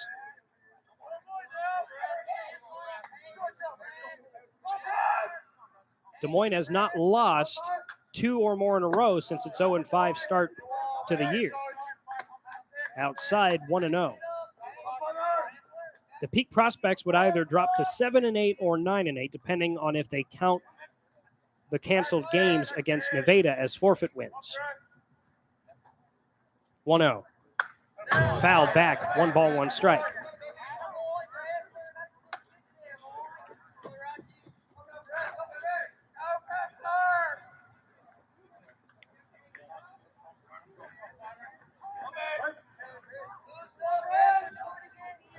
Runner on first for Des Moines. Jenkins at the plate. 1 ball and 1 strike with 2 outs as he fouls it high and rightwards. 1 ball and 2 strikes. Strike ends the game, I should say. Des Moines down by 3 with 2 outs and a 1-2 count on Jenkins.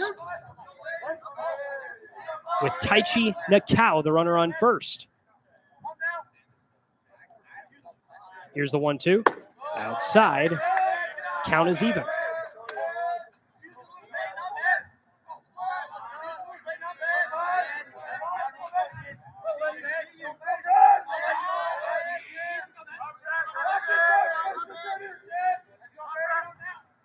The 2-2. Check swing. Did he go? It's outside. Ball 3.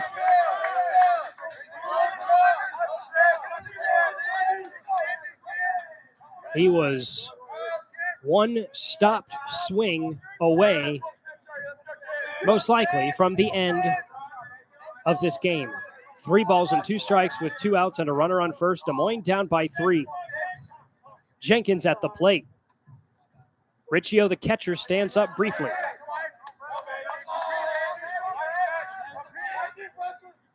We await a big-time payoff.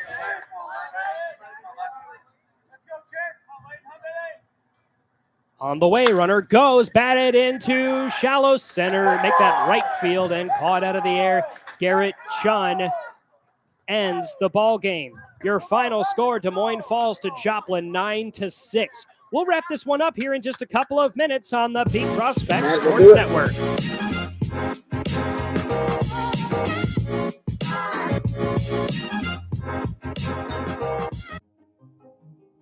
Remember the last time your family visited the forest? It's a place of wonder and imagination for the whole family, where stories come to life. And it's closer than you think. Ready to plan your next visit? Make the forest part of your story today at a local park near you, or find one at discovertheforest.org.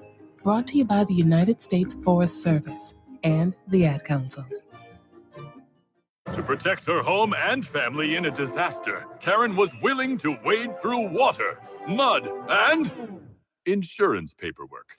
Yeah, I can do this. You go, Karen! By simply understanding and updating what her insurance covers and doesn't cover now, she'll be better prepared no matter when disaster strikes. Learn other simple ways to protect your home and family before a natural disaster at ready. That's ready.gov. A message from FEMA and the Ad Council.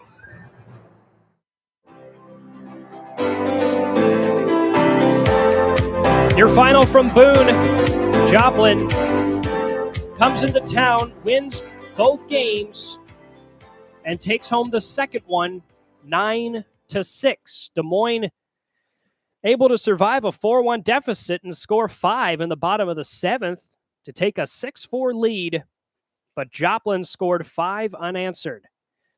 Peak Prospects do not have much time to think about this one, though. They have to go down to Sedalia for a 2-game road trip in Missouri before they've got a few days scheduled to be off after that. But Des Moines falls 9 and have lost 2 in a row. That said, they still, after the 0-5 start, are at worst 7-8, at best 9-8. Again, it depends on if the 2 canceled home games against Nevada will count as forfeit wins or not. I've been told they should, but that could be subject to change. So that takes us to the end of the game. It was a heated one as well. We had a coach and a player ejected for Joplin, but boy, did they rally around their team. I'm sure if you listen to their comeback from being down 6-4 in the top of the 8th, they made a lot of noise from the dugout, and they played with a lot of heart. Congratulations to Joplin. They're now 4-0 against Des Moines this year. And I do not believe these teams will play each other again, barring any postseason meetup. This Des Moines team has done very well, and sometimes it just takes losing a couple of games such as this one to give yourself a reality check and pick yourself back up. This Des Moines team is talented. We saw how they rallied back tonight from a 1 deficit with 6 base hits and 5 runs in the top of the 7th. They should have a fun series at Sedalia tomorrow and Friday. Not sure on those game times. For those of you who are parents, check with your kids playing on the team. Matter of fact, I'll see if I can pull up their website here. They may have those times. It looks like those games will be at 7, which is typical start time. And if that's the case, then we'll be live at 6:50 for the peak pregame show for both games, Thursday and Friday, tomorrow and Friday, that is, in Sedalia. Should be a fun road trip. Another overnight trip as well, which I always enjoy. Des Moines loses a tough one, but they do not have enough time to think about it. As I said before, they play tomorrow in Sedalia and Friday night as well. Spencer Bohm here saying thank you so much for joining us in Boone, Iowa on Mixlr and YouTube. 2, I'd say, relatively successful streams on YouTube. I'll try to keep streaming the home games as much as I can. Thanks again for joining us on both Mixlr and YouTube. For the Des Moines Peak Prospects, this is Spencer Bohm saying so long. We will see you tomorrow night at 6:50 p.m. Central Time. This has been a presentation of Major League Baseball.